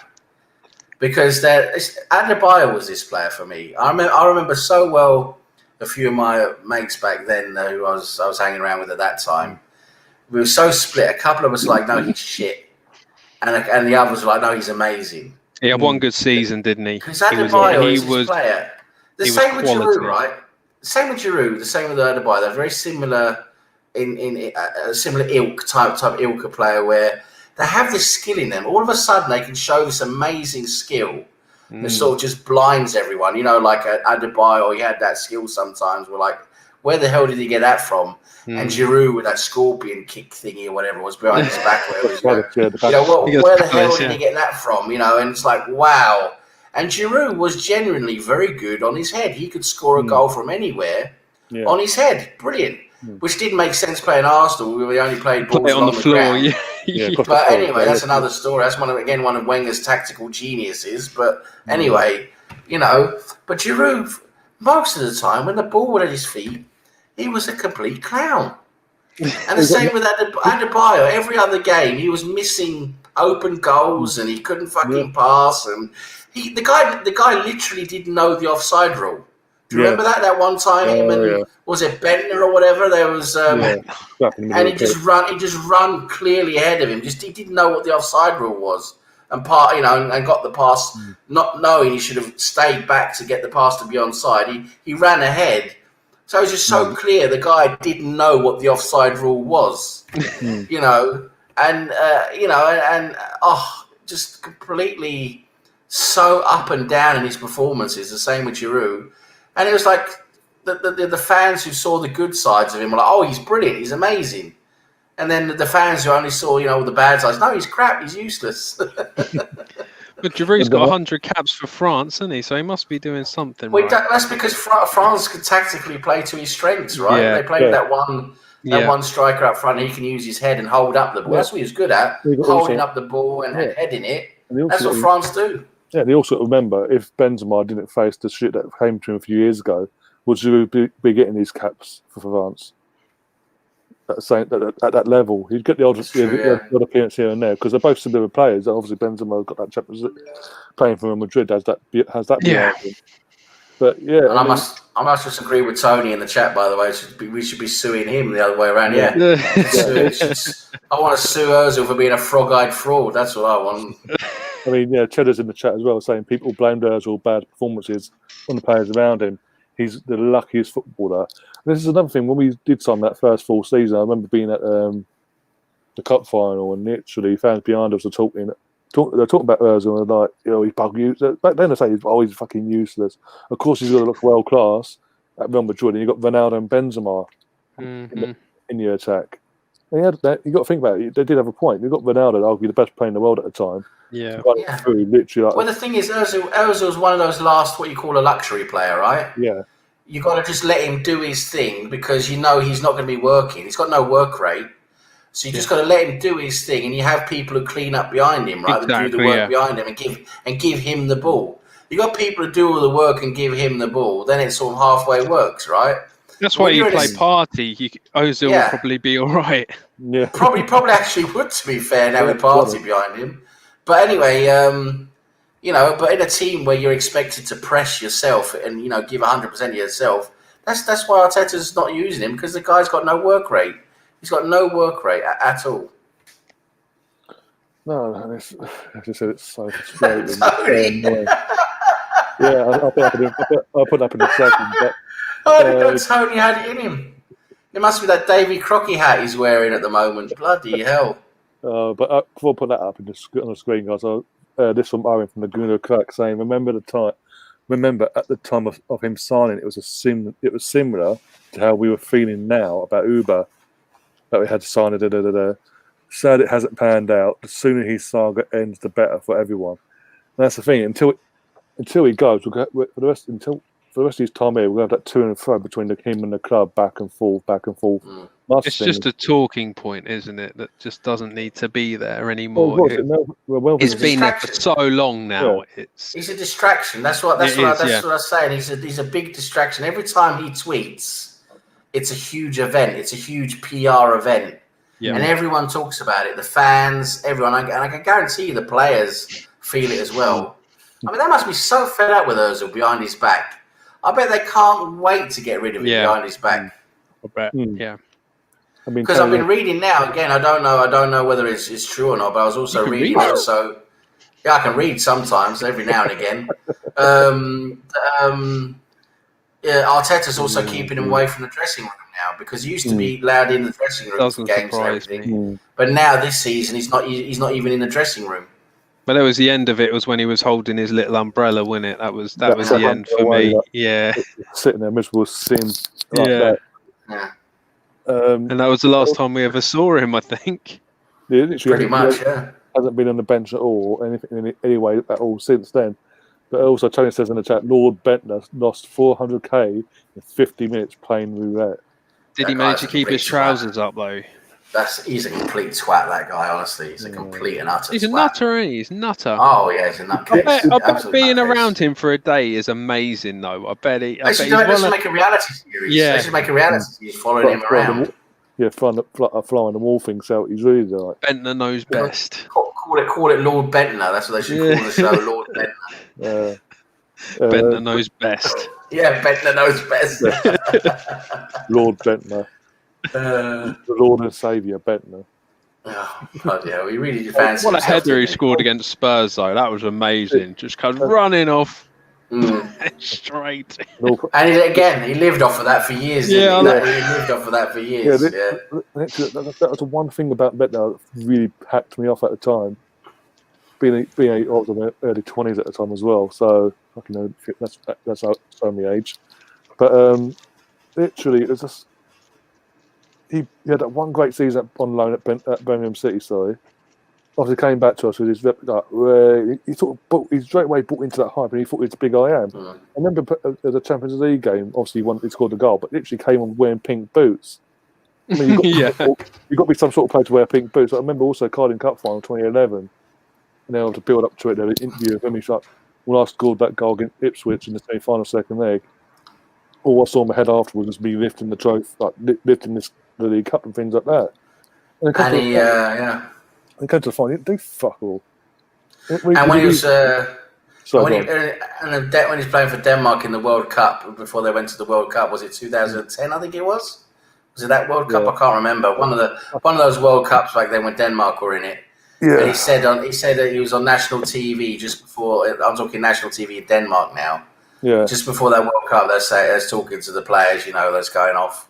And he's saying, what kind of expectations you have for Denmark and everything. So he said, I reckon we can do well, blah, blah, blah, maybe get out of the group stage and blah, blah, blah. He said, but one thing's for sure, he said, I'm going to be the top scorer in the tournament. He said, I'm going to get the golden boot, the World Cup golden boot. I'm saying, he hyped himself. He's got balls, isn't he? Yeah. That's the thing. He always hyped himself up so much, but he never really backed it. This is a guy that somehow got a league title in Serie A with Juventus. I know, he went to Juventus. Unknown. I think he played about 6 times, though. Yeah, literally, him and Anelka are there as the strike force. That's as he said. They played a handful of games between each other. He's one of the fucking Serie A title. But he believed himself so much. He hyped himself up so much. But when it came down to it, he just never turned up. And as I alluded to earlier, it is well documented. Him and Adebayor in that League Cup semi-final, second leg, and the year we got pumped at White Hart Lane. Literally, him and Adebayor did a pitch having a scrap. Like, because they didn't get along, that made things even worse. I can't imagine. Hell. It's just they're two personalities. You can just imagine that they did not get on at all. Yeah. Owen's Owen's also saying Bettner's had more than Messi's had goals. I wouldn't judge the man. Oh dear! He was married to a princess, wasn't he, as well, or something? Wasn't he? I think so. Something like that. I don't know. I'm not quite sure about that. I think it's a very wealthy. Anyway, Danish like high society. Something like that, yeah. But also, Tony's in the chat saying Vine is going to have to stay up late Thursday night to hear Vay sing a song about Davy Crockett. Oh, God. And Cheddar's also saying... That wouldn't surprise me if he did, because the guy's ego is just... He's a Danish Kanye, isn't he? Yeah. He is. Really is. He really is. Trust us in the UK, that isn't a good thing. Oh, God. Oh, God.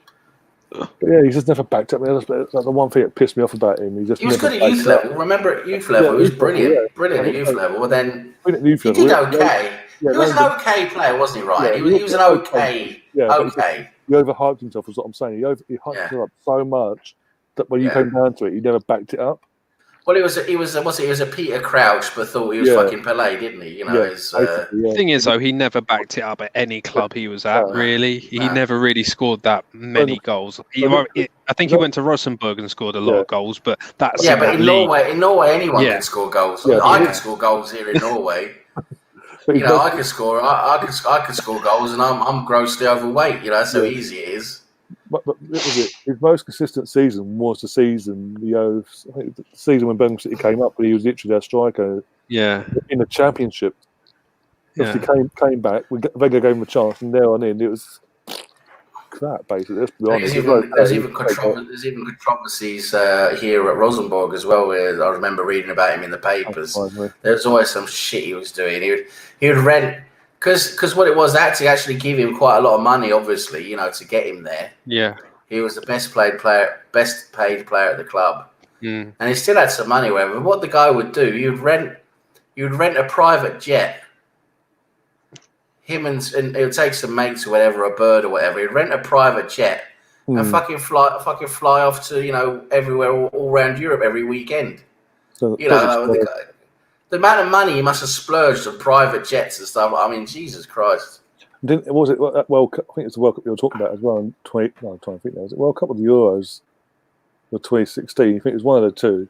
Where he did a deal with Paddy Power, and obviously when he was celebrating, the actual waistband was showing. He got done for it. Oh God. Paddy Power pants. Yeah. I'll tell you another player who was a sneaky bastard. Was that John Carew? Remember John Carew? Yeah, he was a pretty decent player, actually. Played for Valencia, played for Aston Villa. Yeah. Hated him. But at Valencia, when he was at his best, basically, he knocked us out a couple of times at the Champions League. You know, as a kid, bastard. What was I? I've got to be about 10, 11, maybe 12 at the time. And then it felt like, even now, it feels like every season that time. At the same stage, we'll come up against quarterfinals of the Champions League. Who did we get? Valencia. What had happened? John Carew. John Carew header, and that's it. Yeah. And the thing is, he could have been a lot better actually. But I remember the one thing that kept him back, because I remember people saying this, you know, people who knew him and everything. Because I actually knew a couple of people who knew him, and because you've got to remember Oslo and you know, Norway. It's not big, you know. You know a few people.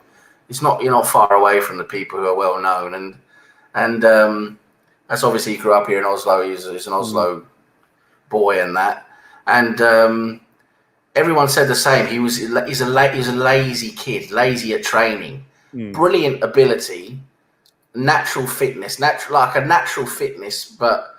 also natural ability, but lazy. He didn't want to, you know, give that extra to get better. You know, he was always just staying that bit below where he could be. And I remember actually getting real confirmation of that. I'll never forget it because he was playing for Aston Villa at the time, and there was an actual. I couldn't believe it. I couldn't believe what I was seeing because he was actually going to play.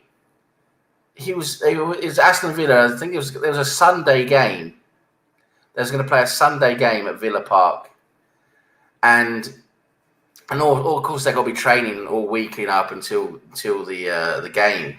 And I remember seeing him Saturday evening. I'm not joking. Saturday evening at a bar in Oslo. And he's supposed to be playing Villa Park the day after, in the afternoon. I saw him at a bar in Oslo Saturday evening, the day before a game. And then it got confirmed me, yes, this is why he never hit the top level. This is it right here. Because he would get a private jet. The guy was loaded with money, right? He would just get a private jet backwards and forwards whenever he wanted. Yeah, sounds about. I mean, this is a good quiz question. From Owen in the chat, who did he score a massive goal against? He sprained his ankle by hitting the post after putting it in the net. Yeah, that's it, wasn't it? Yeah. Who was that? I think now. If it's after, it's got to be something like stupid. I can't remember. Oh, did he score against Barcelona? No, he didn't score against Barcelona, did he? No. He did it in the new camp. And we had the white kit with a pinstripe. Yeah. But he scored and carried on. He didn't hit the post for that. But might be in Champions League out of group game or something like that. Actually, I can't remember that one. I remember seeing it. Him kicking the post and getting injured. Yeah, he got for a while after that as well. Ironically. Oh my god! What a plonker! Oh dear. What a plonker! But sadly, he's not the only one that's literally let us down over the years. But he's the most predominant one because obviously, as I said, he overhyped himself. He built himself up too much. Chadwick in the chat saying, "Too bad we don't have players like Mark Overmars." In my opinion, if Arsenal kept him, we'd have won the Champions League in the early 2000s. And yeah, that's a good point actually. Fantastic. Whenever I don't know if you were here earlier on, Chadwick. We did mention Overmars before at the start of the show. Brilliant player. I think Bentner scored against Cardiff or something right in the last minute, and then he injured himself. Probably Cardiff. There you go. Owen, what was the answer? Yeah, we don't know. You've got to tell us. Put us out of our misery, please. Bentner, honestly. It was definitely a last minute goal, I think, and then he just went on his ankle. Oh dear. Jeez. Just having to approve a brownie chat for him to come up on my screen one sec. There we go. Oh god. A story about watching Wales' under-21s versus Norway's under-21s, which included John Carew. I had a pass into the players' lounge afterwards and told the players to fuck off as I bypassed them and beat them to the food. And of course, as a caveat at the end, he was pissed at the time. Of course, yes. Of course. Why are we not surprised? Why are we not surprised? Oh dear. Tony says Overmars should come in the second role. Should have come in the second role. Left the board this summer. I mean, he's got I wouldn't mind Overmars, but obviously he's got that connection with Ajax at the moment. And while they're doing well at the moment, I don't think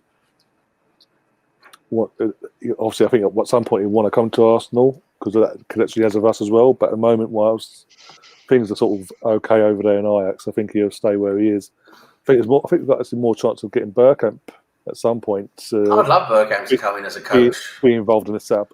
Bergkamp would be amazing, yeah. As I said, I think it was last week or a couple of shows ago. Imagine the sort of inspiration of the youngsters, and not even the youngsters, the actual fully pledged, experienced players would get from a player like him. Real legend, yeah. And also, they like to, as we've touched on this show, like the Pepe that haven't really hit the ground running. Someone else who had a slow start, but actually after his first full season, really kicked in and had a massive influence on this club and got us to where we were up to the mid 2000s. Yeah, what a player! To a point where in our final season at Highbury, the fans there's a fan day for one of them home games, and they dedicated it to Dennis Bergkamp. I was there. Yeah, I was there at the Bergkamp day. I was there. Amazing! What an amazing day that was. I've seen the interviews afterwards because I've got the season reviews, and he says things like that. It's only then when you things like that you realise how appreciated you are by the fans and this, that, and the other. It means so much and things like this. It was truly touched. He didn't realise how he knew he was loved, but not to that level. Yeah. Well, he made Arsenal home, didn't he? You know, he was one of those players who was real loyal. And he said, he had offers or before his last contract. He had some lucrative offers, but he wanted to stay at Arsenal. He felt at home there. Yeah, what a player. It says since he's retired, he'd moved back home to his homeland in Holland. In his back garden, I think everyone's seen in his interview of Ian Wright, Ian Wright's Facebook, on his YouTube channel on here, he calls his garden hybrid. He's in Hertfordshire, isn't he? He's still in Hertfordshire. I think it's Holland. I don't know. No, he's still in Hertfordshire. No, literally he's Holland because he moved back there he was doing coaching there, and literally I thought he was still in Hertfordshire because I don't know. No, because he said in the interview, obviously he wants to come back to England one day and coach at Arsenal, have some sort of role at Arsenal. I think that we wanted to wait till his kids got older. We were a bit older and things like that. Kids sort of held him back. Yeah, because is he at Ajax now? Is he doing something at Ajax? That's what I'm saying. When he retired, he went to Ajax. He was part of the Bjorst. I'm sure he was part of the youth academy, I think. Yeah, I don't think he's there now, though, is he? That's what I'm saying. I don't think he hasn't been. No, literally after De Boer left, he stayed on. Him and the others stayed on for another season, and then they sort of moved away. He hasn't done anything of a top level over there since. He's doing the old. No. I think James, who we've had on the channel, has more insight into that side of things. But there is that. He has said there is that want and drive to come back here. But obviously at the time, every time he's been offered by Arsenal or whatever to come back to the Premier League and to come back to Arsenal, he had young kids. He wants them to get. Obviously, be old enough to look after themselves, things like that. He'd be comfortable and not panicking. That's coming over in second. He's trying to thought his because his daughter was his daughter was shagging. Was he some player? Wasn't she? Donny van der Beek. That's it. Yeah, bloody hell. But he's got a daughter and 2 boys. So I don't know. I think that. Yeah. So I saw what's his face. Van Persie's kid's looking good. Yeah. Did you see that? Yeah, scored a nice goal now not long ago. Yeah. Yeah, I've seen that as well. But Van Persie, his kid's coming through. There we go. Standing there. There we go. Bergkamp was released by Ajax. Yeah, because I'm sure that Ian Wright thing was at his. I'm sure he has that house was in Hertfordshire. I'm sure it is. I'll have a look back. I think he's kept it. He's kept a house there. I think, and that's probably has. But yeah. I'll watch it back later and listen to it, see what he said. Because I swear he said, "I want to come back at some point," and things like that. I don't know. Yeah, because at the time, I think maybe he was doing something working in the Netherlands. Yeah, I'm sure he probably had more than one house. He's probably got one there as well. Yeah. Oh, definitely. Yeah. But I'm sure that house in the Ian Wright interview, that's his one in Hertfordshire. The one he had when he was playing for Arsenal. He's kept that. Yeah, and also you look at the decor in his little private rooms and things like that for Bergkamp. The memorabilia room and all that. The trophy memorabilia and stuff. Yeah, I'm sure that's the one he had when he was playing for Arsenal. That house there. And that massive number 10 he has and he's put on his wall. It's really cool actually. But again, it shows how much. And the majority of it is Arsenal because I'm Arsenal. But the way he thinks about Arsenal, you can tell him actually loves it, the club and what. Not everyone's suited for coaching, though, right? Look at Tony Adams. Look. I mean, he was awful. Everything Tony Adams touches just turned to shit. The difference is with Dennis, he doesn't want to be a head coach or anything. He wants to be like in the back room sort of coach. Yeah. Tony was all right when he was assistant to Harry Redknapp, wasn't he? At Portsmouth. Yeah, I think. Yeah, that's about it, wasn't it? But when he had Wycombe Wanderers, they got relegated, and then there was there's some other team over. They got relegated too, or whatever. I mean, the guy's got a terrible record. When he took over at Wycombe, he was heavily linked to West Ham because they were a championship at that time. But Wycombe got relegated, and this went quiet. And a couple of years later, he turns up at Portsmouth under Redknapp, and then Redknapp snaked Portsmouth for Southampton again, or something like, or Tottenham, whatever. Yeah, something like that. Yeah. And literally, Pompey went for with all due respect. I love Tony Adams, obviously, channel and all that, but they went for the inexperienced cheap option. Even though he's been there for what he'd been there for 6 months, and that's okay. He'd been winning under Harry, that'd be okay. They didn't. They could have. Even then, they didn't even give him a chance. He was in the job 5 minutes, and they said, "We'll allow you this season. We'll get your team, get you build a team for the summer and all that." Never even did that. He's in the job 5 minutes, got sacked. And then since then, as I said, everything he's touched, even since then. Didn't he go to like Karabag or somewhere like that? No, he went to he was just a bit of us Pompey didn't do top manager's job or coaching jobs.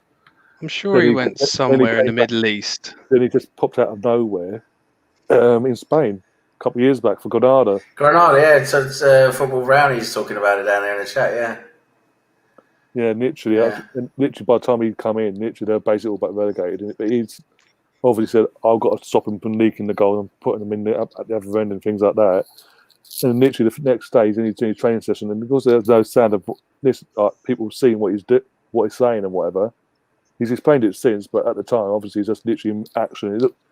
People over here, British media took the piss out of it. Like, since then, he's come over and said, "Actually, no." I'll tell them, no. You as one, you just defend as a back line, like the defense wise. Defend as one, in a line, cover your man, look after. If someone's not in that position, you call them back, and things like that. And it's all about. But obviously, as I said, everything. Maybe it's some players aren't cut out for it, and I think he knows that. But at least he's, at least he's giving it a go. That some other people give it. I could be the best manager in the world. Look at me as a pundit, but they don't actually put themselves in the firing line as a manager or a head coach. It was like Gary Neville, wasn't it? That really turned out. Oh, Gary Neville learned the hard way. 5 minutes at Valencia, you got there. Yeah, Gary Neville learned the hard way. Trust me, deservedly so. If you ask me. Yeah. Even then, he's still a bit of a dick here now. I'd love to see Jamie Carragher actually. That's the one I'd like to see taking a hack. Oh God. I can see how he likes it. No one can understand what he says. He's an interpreter with him too.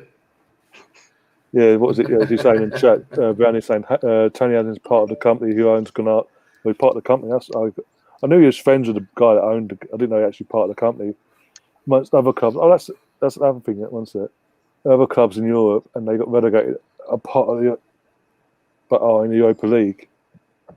One set, and he goes, "Sorry, they were relegated, but got back in La Liga, and now part of the Europa League." Yeah. Also, is he now gone? He's sort of come away from the football side of it and gone to the rugby league. He's like the president of rugby league or something now. Which is complete. Took me for a surprise because I didn't think he'd be in that rugby league and Tony Adams and all that. Yeah, I think I heard something about that. But he's president. He's literally the president of the rugby league. He runs. Jamie Klinkett, that's a new one, isn't it? Yeah, it looks like. Yeah, what is it? Garbella, I think, or Inter Baku as a. Yeah, he did. I'm sure Tony Adams did somewhere over that way. Big up Jamie, new guy in the chat there. That's a nice one to see. Yeah, nice one. And also the most recent one, Tony Adams he's trying to teach players to Macarena. I'm not surprised. Macarena. Well, I'm not surprised, honestly. Tony Adams, God. Brilliant player. I don't think he's a good coach. Oh, fantastic players. And as he keeps reminding everyone, the most successful Arsenal captain ever in our history, even to this day. What was it? He won 4 league titles in 3 decades. Yeah. Obviously 89, 91, 98, 2002. 2002. No other player's done that. Nah. In England, anyway. What was it? Stan, what's he done here? From Tony saying to Stan, did he recruit the Arsenal to use the Macarena? Oh, dear. But yeah, again, fantastic play. But as I said, but he's at least had the guts to try it. He's had the guts to try it and to be his toes in it, unlike other people they pretend they are the fucking best things since sliced bread, but don't actually put themselves in the firing line, i.e. Jamie Carragher. But then again, it's easy being a pundit, isn't it? It's easy being a pundit. You just sit there and talk shit and go home at the end of the day. Get paid for it, yeah. To be fair, if someone disagreed with me, he'd spit in their face anyway. So you're a Man United fan. I mean, manager's a horrible job, isn't it? You got to admit, you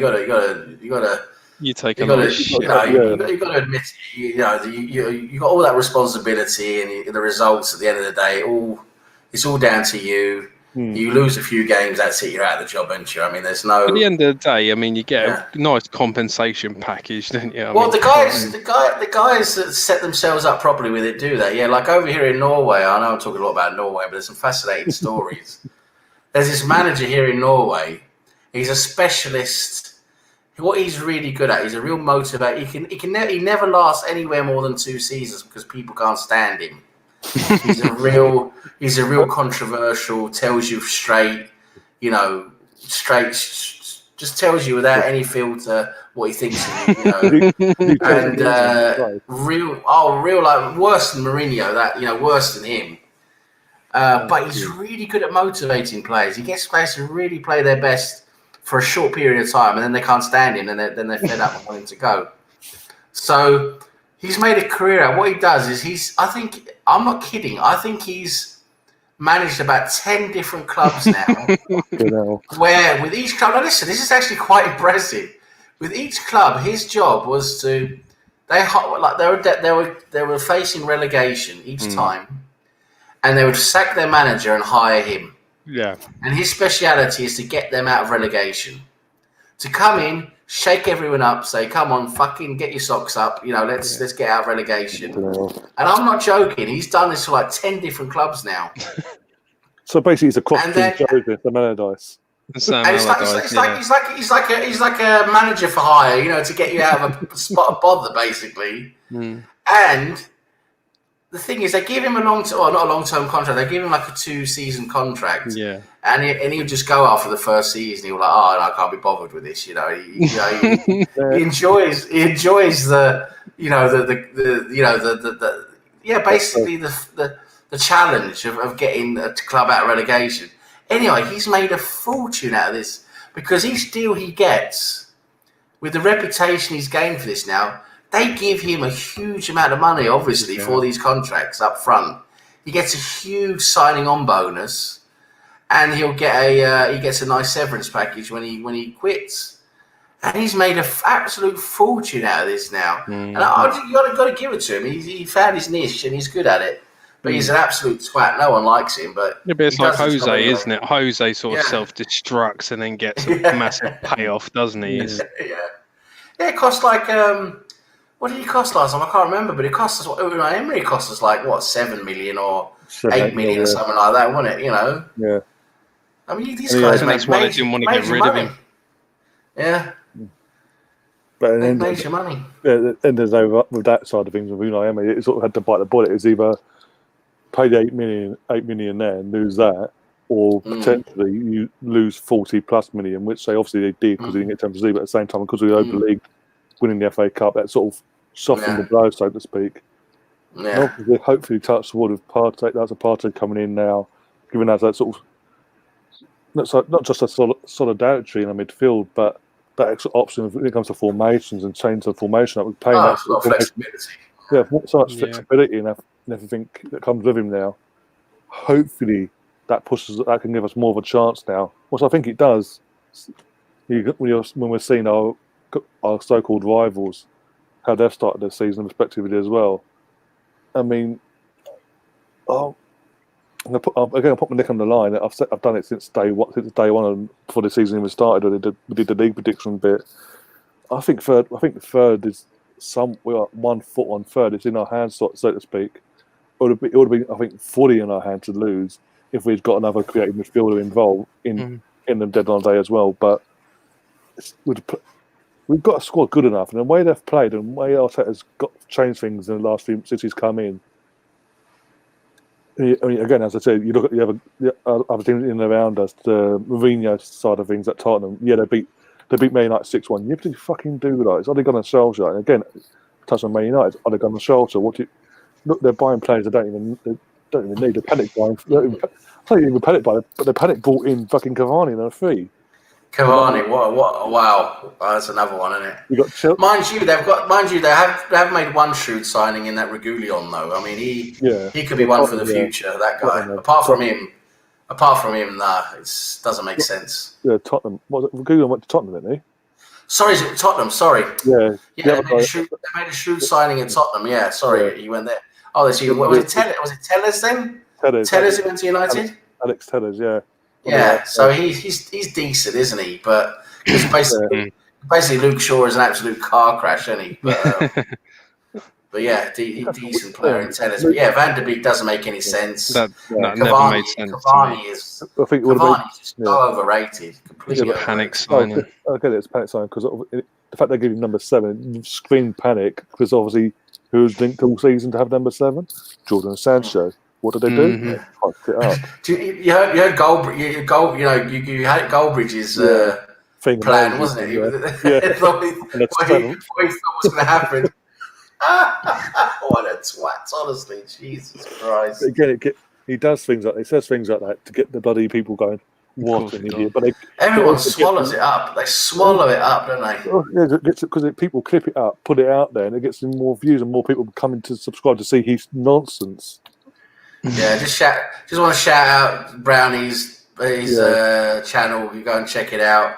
Football with Brownie. He put up a video of some of his misses. Yeah. They're incredible. A couple of those misses are not even physically possible, to be honest, but he manages to do them. Manages to do it anyway. Bloody hell. As I said, probably some of them against Arsenal as well in the Champions League a few years ago. Probably. Wouldn't surprise me. Because that's the thing, which, as I said before, when we did that deadline thing the other night, last Monday, with Cavani, it made no sense. It screamed panic, but at the same time, he's not going to improve Man United. Let's be honest. He's an experienced player. He's 33.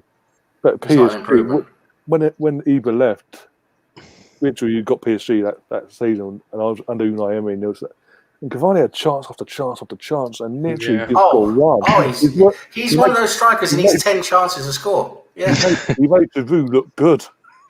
Yeah, exactly. I couldn't believe it. I saw him play a few games for PSG, and I was like, "What? Yeah. What's this? Why has this guy got a big name?" Yeah, he missed loads against us. Yeah, because literally, what was it? For all the criticism that we give Giroud, and sometimes rightly so, it's still better than fucking Cavani. And the thing is, they brought Cavani, right? If I was Manchester United manager, I wouldn't start him. I think he will, though. Yeah, I know he will because he's a big name, right? He's a big name, a big signing. But it's Ollie as well. He has no balls. That's what I'm saying. So that's what I'm saying. He's a big name. He's a big signing, so he's going to start. But I'm saying if I was Manchester United manager, I wouldn't start him because I would start both. I would start either Greenwood or Rashford ahead of him. Screams Falcao too. Oh God, don't. Falcao, another one. How are they ruining that? The Falcao was actually a decent goal scorer before he went to United, but he just couldn't hack it. No. Yeah. They just absolutely ruined it. Now, Lars says, Giroud is back. That name, that's a shrewd name he's got there. Only that the guy who said Giroud over Cavani. That's a shrewd screen name. And Stan's back in the chat. He's back. Big up chat to him. Yeah, Cavani will be like Torres at Chelsea, underwhelming. Yeah, he was also very underwhelming, wasn't he, Torres? God, yeah, it was awful. And you know, like Shevchenko or anyone. Shevchenko, another underwhelming signing. Hernan Crespo. They bought a load of forwards that never worked. Yeah, exactly. Adrian U2, the cokehead.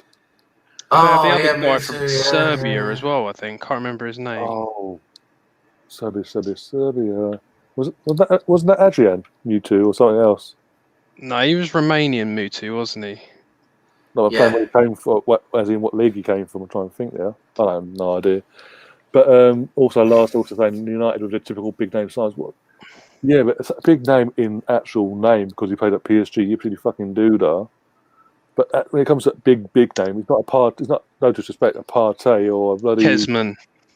That's it, Matthias Kezman, that's the one. Yeah, Kezman, that was another big name signing. They had loads of strikers that were just completely crap. They they were rubbish. Yeah. Sebastian Veron. Veron, that's a big midfield from Lazio, big midfield signing. 30 million, a big signing then he was, 30 million. Most expensive signing. And he was absolutely shit. Chelsea, wasn't he, as well? United and Chelsea, because United sold him for he stole a living in the Premier League, he did that guy. No, I'm trying to think who else now. Who else has been sort of underwhelming? There's quite a few. He comes in big name and George Weah played, didn't he, as well? George Weah, yeah. It was at the end of it. That was at the end of his career, though, wasn't it? It was at the end. Yeah, Shevchenko, I think, was the one. How many times were we linked to George Weah, during the Wenger years? We got his How many cousin times? Christopher Rare, didn't we? We got his Got cousin. his cousin in the end, We got the next best. And his other cousin played for Southampton. No, what the goalkeeper Tasabi for United as well. That Tasaya's bought Letizia shot go under his leg or something like that. Like Letizia scored against him at Old Trafford. Man United goalkeeper. That then led to Fabian Bartos being bought. Oh, Taibi, yeah. Oh, Taibi. Taibi, Yeah, he was. Massive He was Taibi. shit. He was. Oh, Jesus Christ. They went for. I think United they go for a few bad goalkeepers before they got After to Randy Schmeichel, when they Even just couldn't- Barthez, I thought was overrated. Barthez wasn't good. Yeah, Oh yeah, he was, Bartos was overrated because he was French number 1. He part of the 98 Yeah. World Cup team. That was it. Oh Yeah. dear. I mean, this is the best comment of the night. The best United player paying nearly 90 mil for a player that they let go for free. Paul Who's that Pogba, again? yeah. The best Oh, United God. player Yeah. paying nearly 90 mil. Yeah. But he's I think a lot of United fans want to get rid of Pogba, don't they?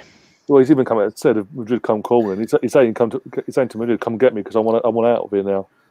Bosnich was another cokehead. Yeah, Brownie just mentioned Bosnich. That was another cokehead, wasn't it? Yeah. Mark Bosnich. Oh, fucking hell. Bloody Yeah. hell. So that's what I'm saying. Literally, I think he did, at one point he went back and forth between United and Chelsea. He was at Chelsea as well, yeah. Yeah, but literally. Another guy stole a living. Oh, my days. Who's the other?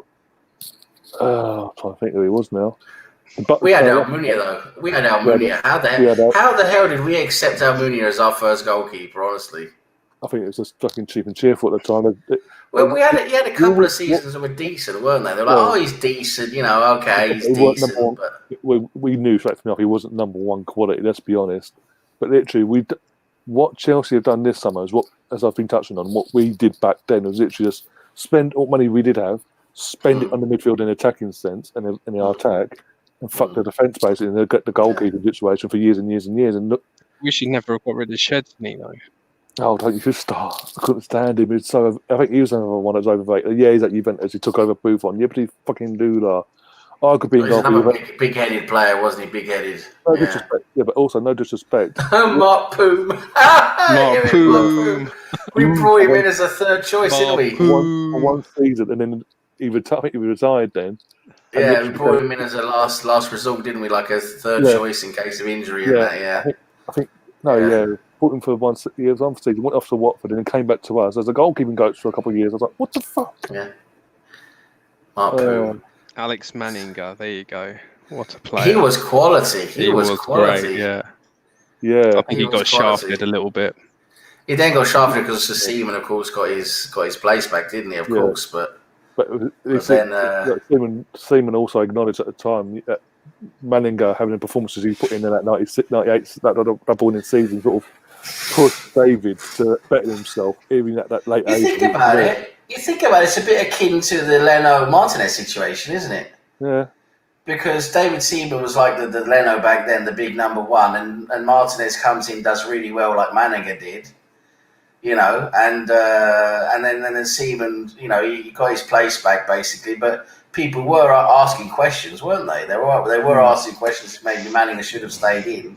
And then Manninger, of course, he wanted to play football. We sold him, didn't we? Who did we sell him to then? Manninger then. Who did we? Oh, I think it was the Serie A club. I think it was. Yeah, I think we sold him to Italy, didn't we? Yeah.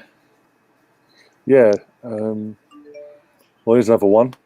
He pitched up at Liverpool later, though, didn't he? Yeah, at the back end of his career, right at the end of his career. Yeah, right at the end. Wasn't it West Ham or something like that? I can't remember. He was somewhere. I'm trying to think. Somewhere else in the league as well, wasn't he, Manninger? Probably wouldn't surprise me. Another one for. He was at Juventus for a while as well. Yeah, briefly, and then obviously came back to Richard Liverpool. Wright, Jesus Christ, Richard, he was awful. Yeah. The thing was, though, Richard, he was a good goalkeeper at Ipswich. Yeah, that's why we bought him, because that one season he had. It was a good season of being English and all that. He was in contention, wasn't he, for England and all that? It was his second or third goalie for England.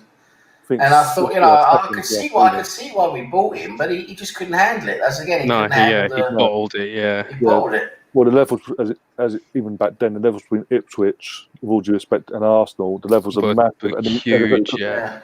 And as we said, he just couldn't hack it. And it's sort of, I think the most. I was watching the DVD the other day of that season review. And the games he came in, every game he played, there's a mistake. I think there was Blackburn at home 3-0 up, and we ended up drawing 3-0 because he not rub it in headlocks. He'd come out and literally leave his goal completely open and have no communication. Yeah. And I think he couldn't handle it. Couldn't bottle it. No. I think James on the channel recently said he's had an interview with some of the players. Bob Wilson, he spoke to him recently, and he basically asked him about all that. And literally, it was one day in training, and obviously Richard and all that have gone off doing their own thing, and he ended up going off to get changed or whatever after training. David Bob said, asked David to sort of stand back, have a chat. He asked him about Richard and what he thoughts on him were. And David said, he wanted to see if he's obviously tried a fault. It's presence. He had no. He was afraid to be commanding and things like that. Everything obviously we've seen of Martinez and sometimes of Leno, and that's sort of his downfall. And he saw that in the games. Charlton Athletic at home as well, 4-2 getting knobbed by the Enston. Bloody Richard Wright, honestly. And then what was it? What threw it for him at Arsenal is that one season he had at us was the FA Cup final, because obviously he played in every game up to that final and then got dropped. And obviously I don't blame Wenger for dropping him because it's David Seaman, for fuck's sake. Exactly. Well, it made sense as well because Richard Wright didn't exactly earn the spot either, did he? So, no. But I have a question for you guys. I think Ryan will get it. Russ, I think you'll get it as well because you're quite good with your player knowledge as well. But this is a good quiz question. So the Invincibles squad, right? Yeah. Who was the reserve goalkeeper for the Invincibles squad? Graham Stack. Yes, correct.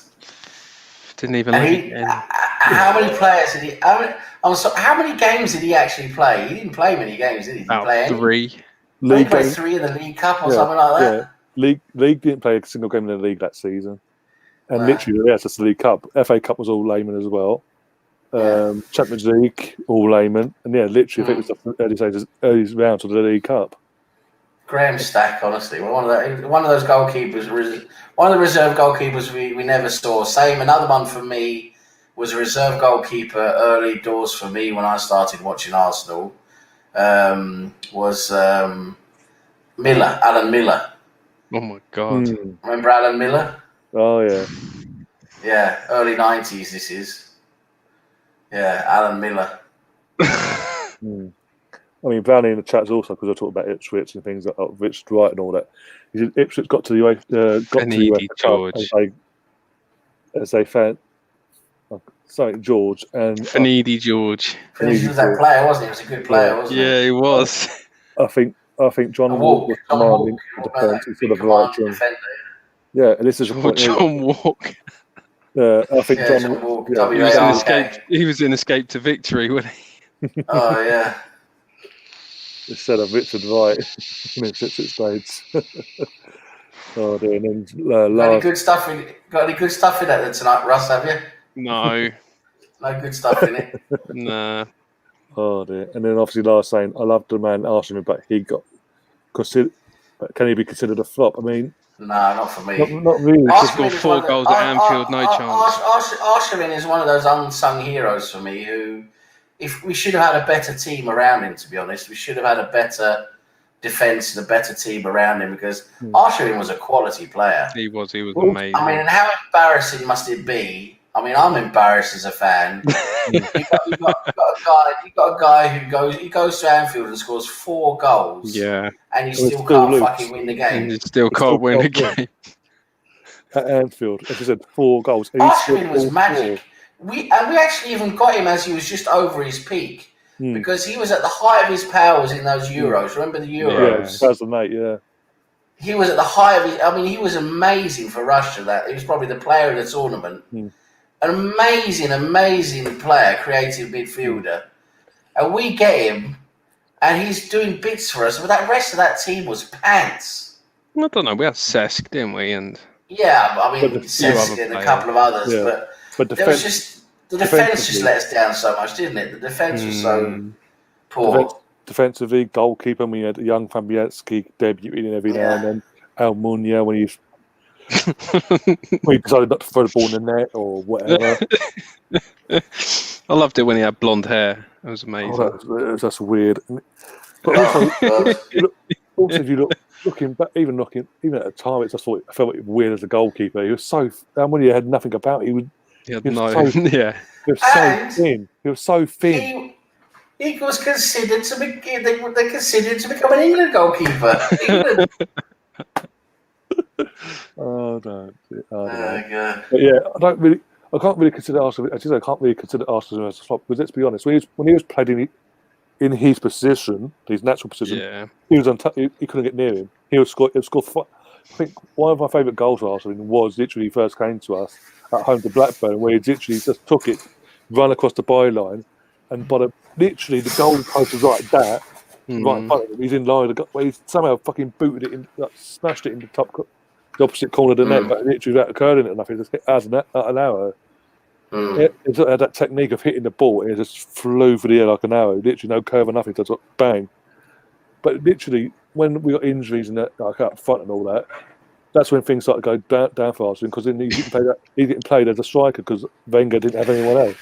Yeah, he played him out of position, as Stan rightfully said here. He played him a lot out of position, which didn't help, and that was the thing. Wenger pissed me so. He pissed me off so much. Always play players out of position. He was always playing players out of position. Always. And it's the same as Podolski as well. Yeah, exactly. Podolski was probably our best out-and-out striker at that time for me. Finisher. Strange transfer. He was our best finisher. But he never got a chance to properly shine and get a run of games. Well, honestly, when we obviously signed Podolski, I couldn't believe it because for years I thought it was going to be a brilliant transfer. Again, he was a bit over the top. He was a bit over the top when we got him, but he was still our best finisher. It's still going like it's still our best. Actually, still smash it, isn't he? He had a head of a left foot as well. Yeah. Amazing. And he was great with the fans before social media. He loved the fans. He was always in the stands with the fans. He was messing around and that. That North London derby where we won 1-0 with Zicky, literally been told, no, you can't go in there. Tough, I'm going in. He loved it. Dear. Oh dear! That's one again. As you said, one of my biggest gripes of Arsenal was things like that. Because, as I say, when we signed Podolski, for years I've been watching World Cups. I think we need this sort of play. It's fantastic. We finally get. I was thinking, how the fuck do we pull this off? And as you said, play him out of position. I was doing something stupid not long ago called reading, and trust me, I've been doing that. I can't remember who it was, but it was someone very prominent in Arsenal's hierarchy. Historically, I can't remember who, but he said something I'll have to try and dig it up. But he said something that is so true, and it really rung a bell, and that is Arsene Wenger. He made a mistake. He ruined his legacy by changing formation, going from 4-4-2, going over to changing his formation, so 4-5-1 or 4-2-3-1. And playing possession football, not direct counter-attacking football. Arsenal, we were at our best when we were playing 4-4-2, direct counter-attacking football with a few touches. We were amazing at that. We were so good. And then when he changed everything, I know there were reasons behind it. I can't remember all the reasons behind it. There was some down to some player changes and things like that. There were reasons behind it. He changed formation and he changed the style of play to a more possessive, keep the ball possession based, and the style of play, and only shooting, and only shooting when you have a clear opportunity. Remember how that drove us all crazy, where we'd pass the ball around the whole box 10 times before shooting. That thing. And he said, and I can't remember who it was, but he said that doing that was Arsene Wenger's downfall. Because when he went over to that style and that type of play, things went downhill. They went downhill because it didn't work. It didn't work in the long run. It really didn't. The style of player changed as well because we went from muscular athletes, we went to these small, tricky, exactly, players like we got pushed off the ball, Pleb, and all those exactly, and we got pushed off the ball. We became lightweight. Well, even Arshavin was still quite lightweight, wasn't he? Yeah. Yeah, but that's again, not changing formation as you said, but also like you guys have said in Stantas in the chat, going from massive players like the Vieira's, Gilbertos, and things like that in midfield with Ray Pardas, who was even Petit was quite a big guy, wasn't he? Yeah, Petit, and all these big physical demanding midfielders to small, petite, technically gifted players, but didn't have the physicality. And literally straight early off in these early stages of him doing it, other clubs realised this. Just got kicked off the pitch. Literally. And then what was it? Ferguson tried to, or we did do that in our 50th game when we had them sort of players. So that was with the big players. So then having the idea a couple of years later to go, I'm going to go. But then we went through all those seasons where we just knew what was going to happen. All the teams up north were just going to play physically against us, play physical football, and it worked. And it worked against us. They just bullied us out of our style, didn't they? Yeah, and it was so obvious that was what they were doing. But it's stubbornness, and again, no game, and there was no plan B as well. It. There was no plan B as another one of his big weaknesses. Yeah, that was his downfall, unfortunately, for Wenger, was changing all that round, going away from what worked and trying something new, and it just never really clicked. It never really worked. I mean, we got a few trophies, but we never actually got to where we wanted to get to. We never won the title again, Yeah. So But also, it was the stubbornness of him, literally not to back down. Playing, there was that. There was the style of play, the stubbornness no plan B when we know we're playing teams who are just going to be physical against us and not let us play. And then it was that playing players out of position.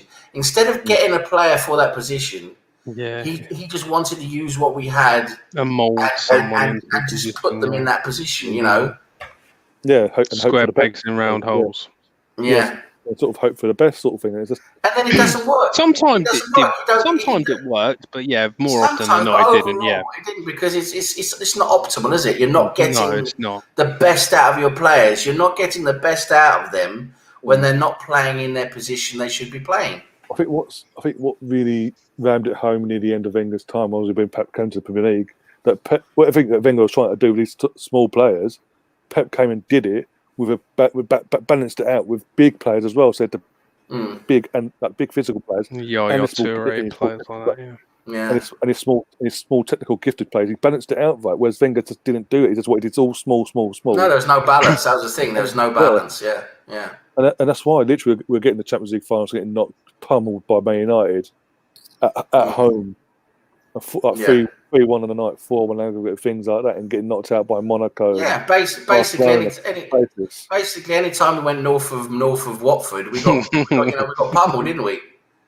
Go to Birmingham, go to Stoke, go to Blackburn, go to Newcastle. We just every of those games we just got pummeled physically and stifled, and we couldn't play. Well, took it at Newcastle, going 4-0 up, 4-0 at half time, cruising. Top of the league, Pom of the city, Joey Barton, and then literally it's a week before the cup final as well, and literally just fucking fell apart. Diaby gets sent off. We ended up drawing 4-4, and then literally the week later, we all know what happened. Literally, could have been the easiest setup for fucking end that drought a bit earlier than what it was at 6 years into a drought. And what happened?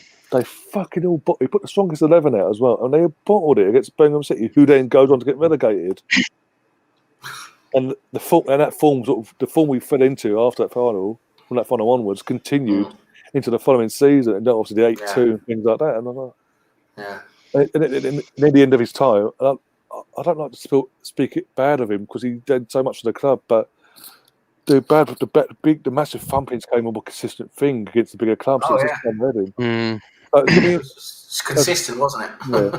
It's going to be interesting for me when the book arrives in the morning, having a read of that and see. Yeah, it's going to be a good read. That I'm going to see if I can get it tomorrow. Actually, I'm going to see if it's out.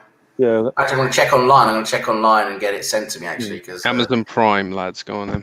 Amazon Prime, yeah. There we go. Jeff Bezos, $96 billion is not enough, is it? Fucking bald-headed twat. Yeah. Santos put this in the chat, by the way. Has anyone heard the rumours about Thomas Zicky having a really bad... Really? I thought it was Fanta.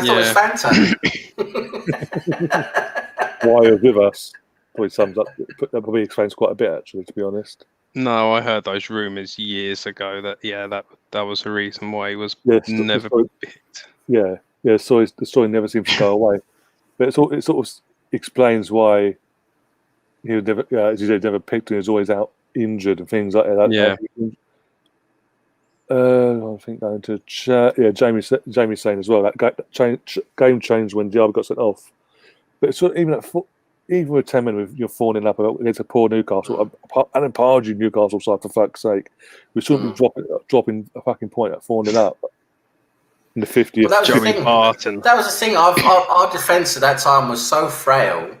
Yeah, we could just ship 4 goals in 10 minutes, couldn't we? I mean, we could. The mentality was just so weak. Yeah.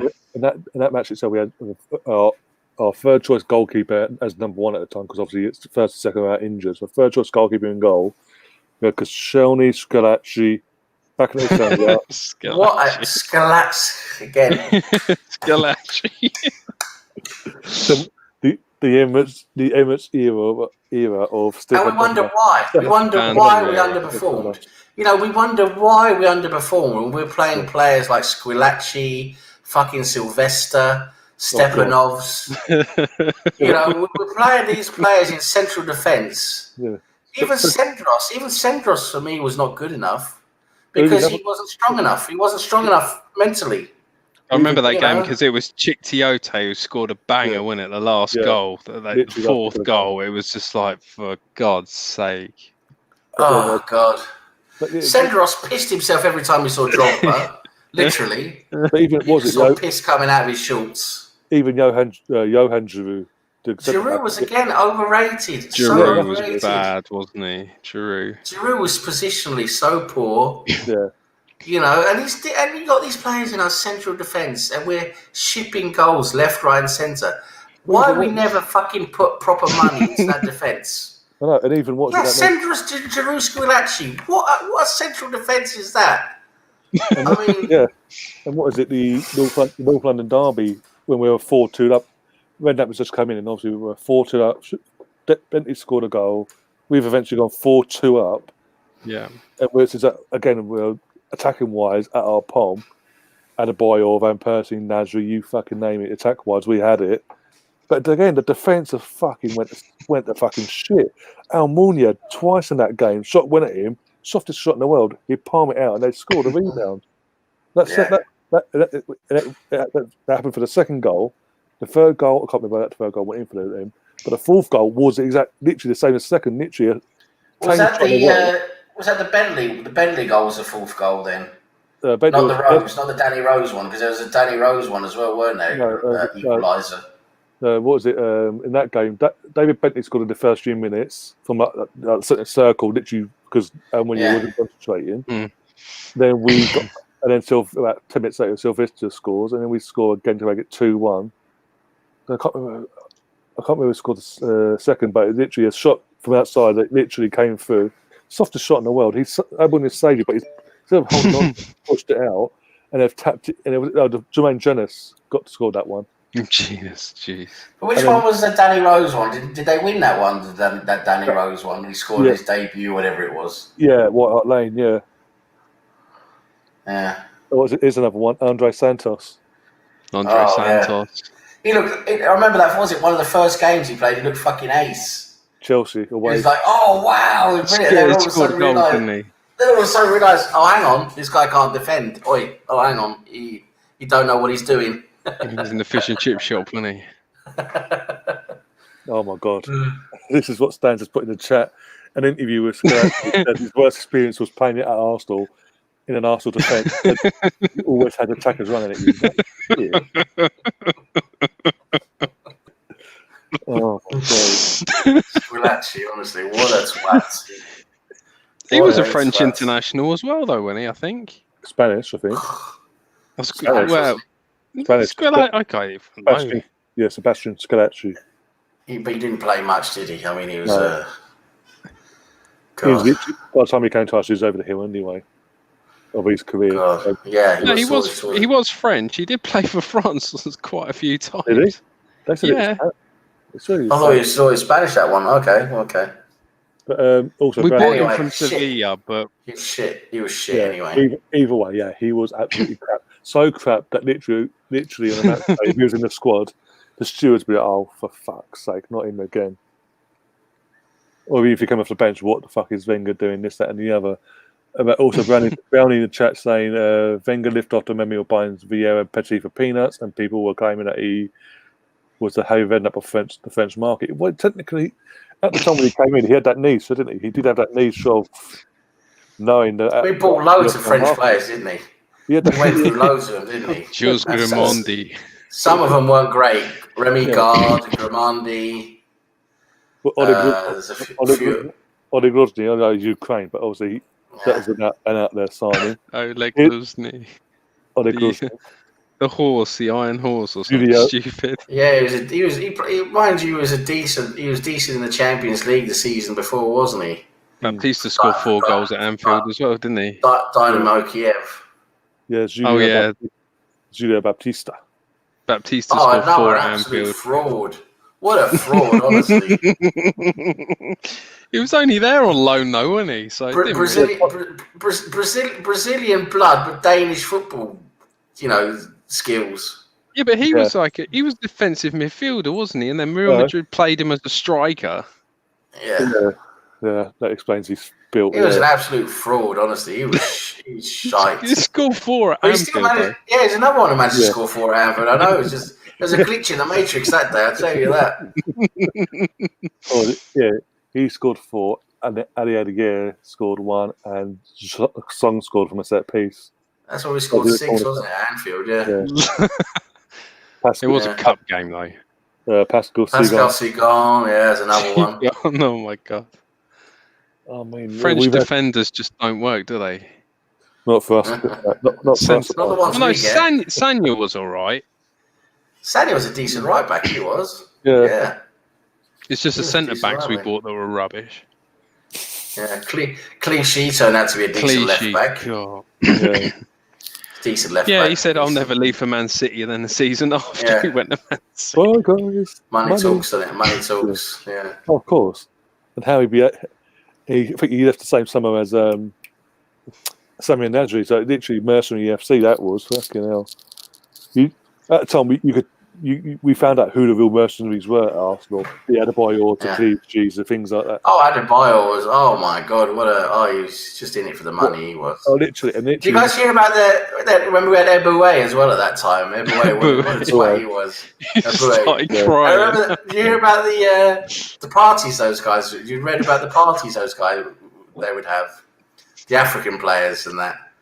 When apparently Eboué, his thing was with the Arsenal players, with the Africans, and they go around one of their houses or whatever. Eboué would come. He would come and surprise everyone dressed as a tiger. Fucking hell. He'd pounce out from behind the sofa as a tiger and scare everyone. Oh my god! That was his party piece, basically. I think that's what kept him at Arsenal. Javinho. Javinho was another fraud. Bloody hell. Yeah, and as we've touched on before on our previous shows, Stefanos as well. Stefanos, Stefanos. He came from fucking Lithuania, didn't he? Yeah. I mean, nothing ever has come out of Lithuania apart from hookers. That's it. Apparently, the only reason we signed Wenger signed it is because literally he was thinking about it, and obviously he got the players. He wanted the players. Ray Parlour said that he was doing really well or something when it's Stefanos. He wanted to get the players' opinion on the player. Ray Parlour said he was great. And they literally all thought he's nudging the players like, "Oh yeah, he's fantastic." Even Keown's like, "Yeah." He's just joking. Just joking, yeah. But it's so they made it so obvious in a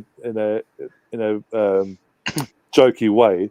But Wenger didn't catch on, and he went off and fucking paid it within an hour. And the next thing, he's turned up. It's like, what the fuck? Wenger. This is actually a good point. Yeah, whatever. He started, the first lot, but then you got to remember he did build that back four with the Invincibles. Was he bought them? Campbell, he bought the Invincibles. Cole, and Lauren basically. So that back four was Wenger's. Lauren wasn't even a right back, was he? He was a converted winger. Yeah, he was another winger that was converted. Yeah, that's what he liked to do. Same with Bellerin. Yeah. Bellerin is a youth player from Barcelona. He played right wing for Barcelona, their youth team. Well, Toure wasn't really a centre back either. No, I remember him playing his debut game for us. He played right midfield. Yeah, he came in and played right midfield and scored a goal. Remember, he scored a late goal against Chelsea. And then later on, all of a sudden, he was converted to centre back. Latvia, Lithuania, who cares? It's up there in Hookerland anyway. Nothing comes out of that region apart from hookers and vodka. So, anyway. These are the words of Sam Greenwood, no one else. Yeah, come on, guys. Come on. Yes, sorry. Jovino, oh my God. It was Latvia and Lithuania. I stand corrected. Yeah, Sam's thoughts on other geographical locations is all his thoughts. I have some thoughts about Birmingham. We know that, and Stoke. It's all Eastern Europe. I'm not going to repeat that. I'm not going to repeat Birmingham and Stoke. Don't worry about that. Yeah, we'll save that for the third kit show when that happens. Oh yeah, I'd love to. I've got to take part in the third kits because I've been in the other two, the home and away. I've got to be a part of the third kit. That's going to be so funny. as I keep saying, it's going to take a long way to beat Man United's kit. But anyway, Stan in the chat saying Jorginho had the most aerodynamic head in football. He had two parts to his head. It's sort of his hair started back here. And the front of it was just completely bald, wasn't it? It was, yeah. Yeah, that Danny Levicius guy, who was another. He played about one game. I think he played one game in a League Cup or something like that. He was supposed to be a talent that never was. Again, Ben, I cannot put your comment on screen just in case I cause any aggro. Basically, that trio of countries there, you've got Estonia, Latvia, and Lithuania. That trio of ex-Soviet countries up there, Soviet bloc, yeah. And the only thing that comes out of there is hookers and vodka. I tell you, there's nothing else that comes out of there. Or Stan saying, what about Oleg Grozny? He's Ukrainian. The Iron Horse, or whatever it was called. His nickname. And he was a decent player for Dynamo Kiev when they were good. Yeah. The early 2000s, they were good, and he was a good player for them, right back. I think he captained Arsenal as well, one game. Probably for a couple of something, I don't know. Well, I think he was captain for Dynamo Kiev as well. I think he was Ukraine captain as well, when Shevchenko wasn't playing. Who? Exactly. Yeah. Oh, dear. I mean, looking back, we've had some stinkers. We've had some right crap. That's the thing. I remember Wenger was always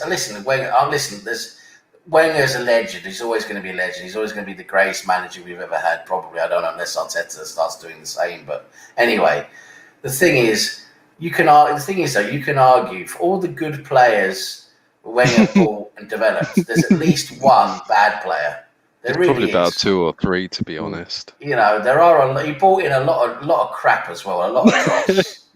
But they were cheap, though, weren't they? That was the thing. They were just all the cheap players.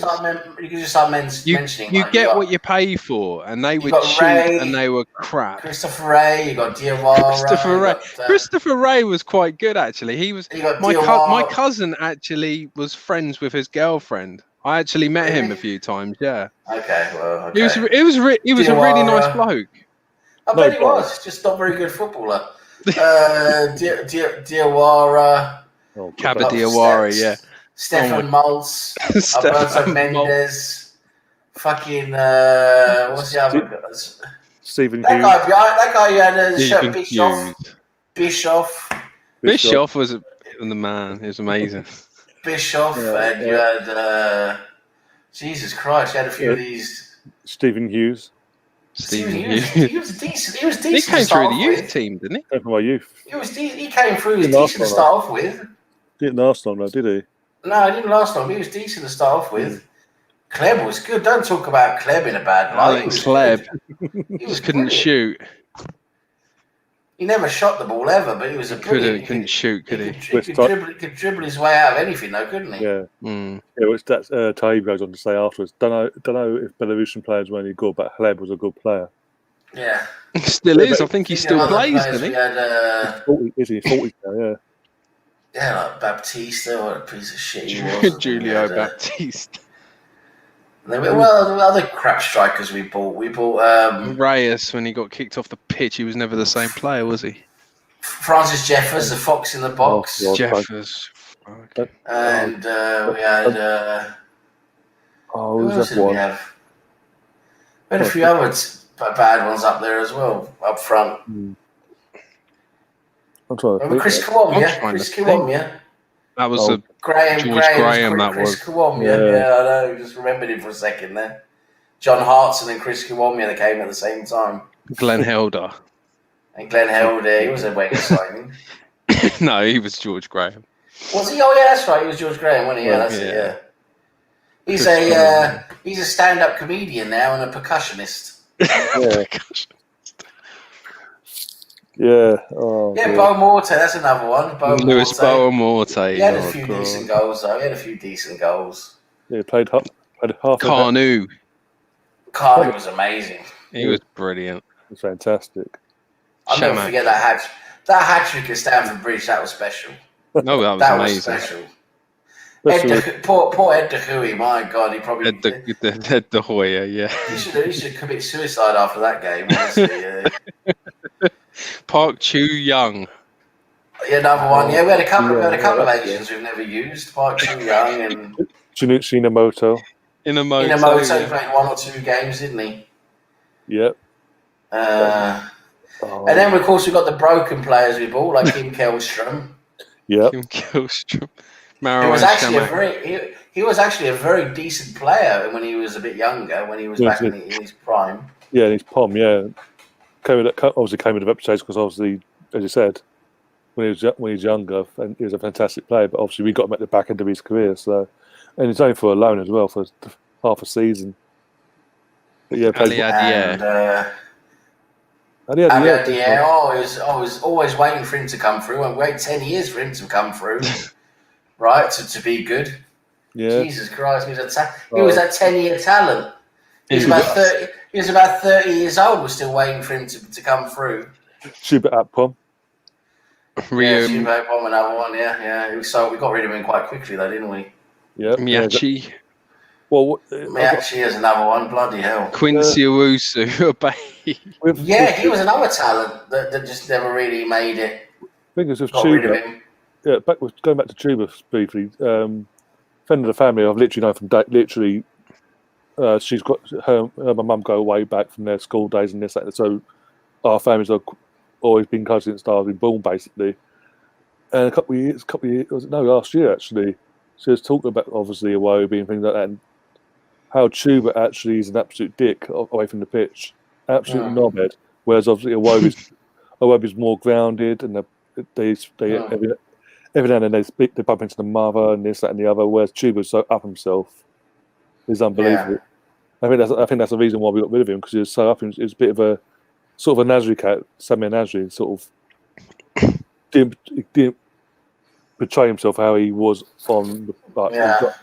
Didn't fit in well with the rest of the squad, basically. A bit of an attitude, yeah. Yeah. I think of other useless players we got. Yeah, we've gone through the defence, like Nelson Vivas and Stepanovs. The one we sold at Bournemouth as well, the striker. What's his name? I can't remember his name there. Chuck Sanike. No, we got.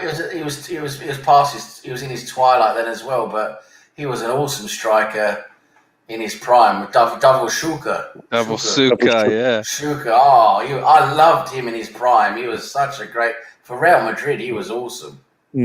Again, another player we brought in at the end of his career. Joel Campbell. Frimpong. We use Frimpong a lot. Yeah, Frimpong. We use him a lot, and suddenly we just sold him out of nowhere. Like, no, you're good enough now. Piss off.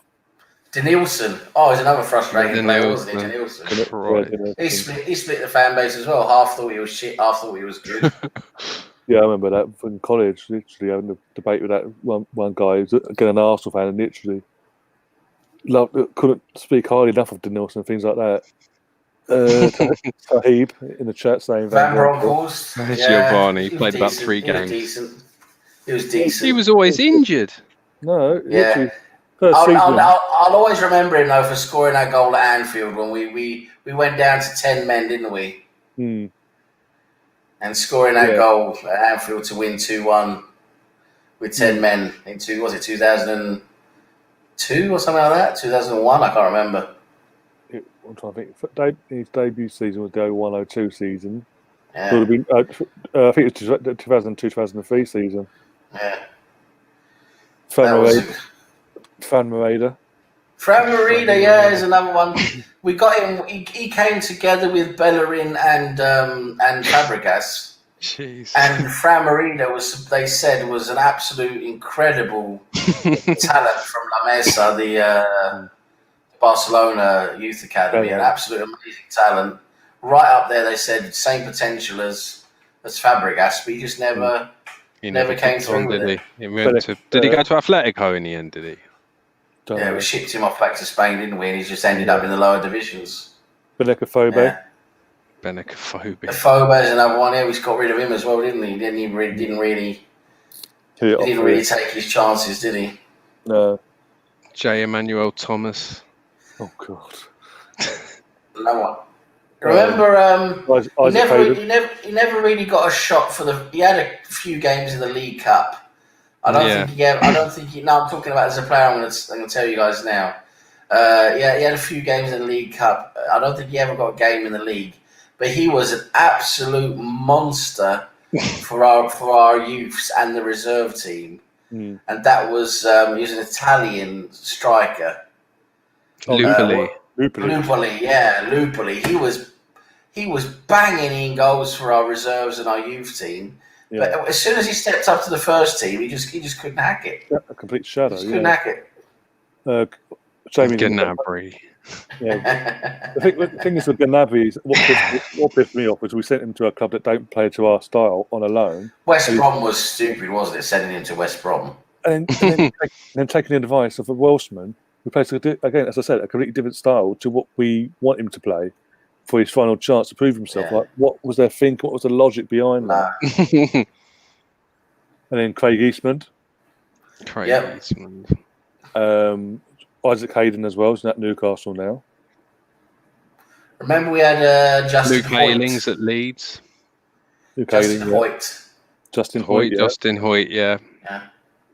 He's an American, isn't he? Here's one. Here's a postman. The postman always rings twice. Oh, dear. Yaya Sanogo, honestly. Jesus hell. He was another one we bought who'd just come off a massive injury or something, hadn't he? Yeah, well, that doesn't surprise me, to be honest. Brownie in the chat saying J. Emmanuel Thomas was a bastard fraud. we signed him from Arsenal, and the guy was a car crash every time he played for Cardiff. Wow. You can't get them all, Brownie. Oh, dear. All of our cast-offs. I'm trying to think who else that... You could... You could say the way his career's gone now, Jack Wilshere as well. I know he had good start. He had that good bounce, that good start, and then literally that injury just fucked him. The thing with him, though, is he had weak ankles. Weak ankles, unfortunately. He was he trained far too much as a youth, and his ankles were too weak. Yeah. He was just his ankles were so susceptible to injury. Well, because he'd always throw himself in, and this is the other thing I didn't get with or anyone within the coaching setup, why they didn't try and coach that out of him in the early stages, because that's another dominating factor of why he always got fucking injured. It was always the same fucking injury. It's effectively fucked his career.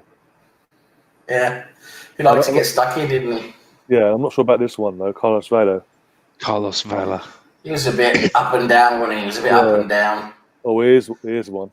Viviano, a goalkeeper. Another goalkeeper Viviano. we hardly used. Yeah, another goalkeeper. Yeah, there we go. 13, 14 on loan from Serie A and literally never used him.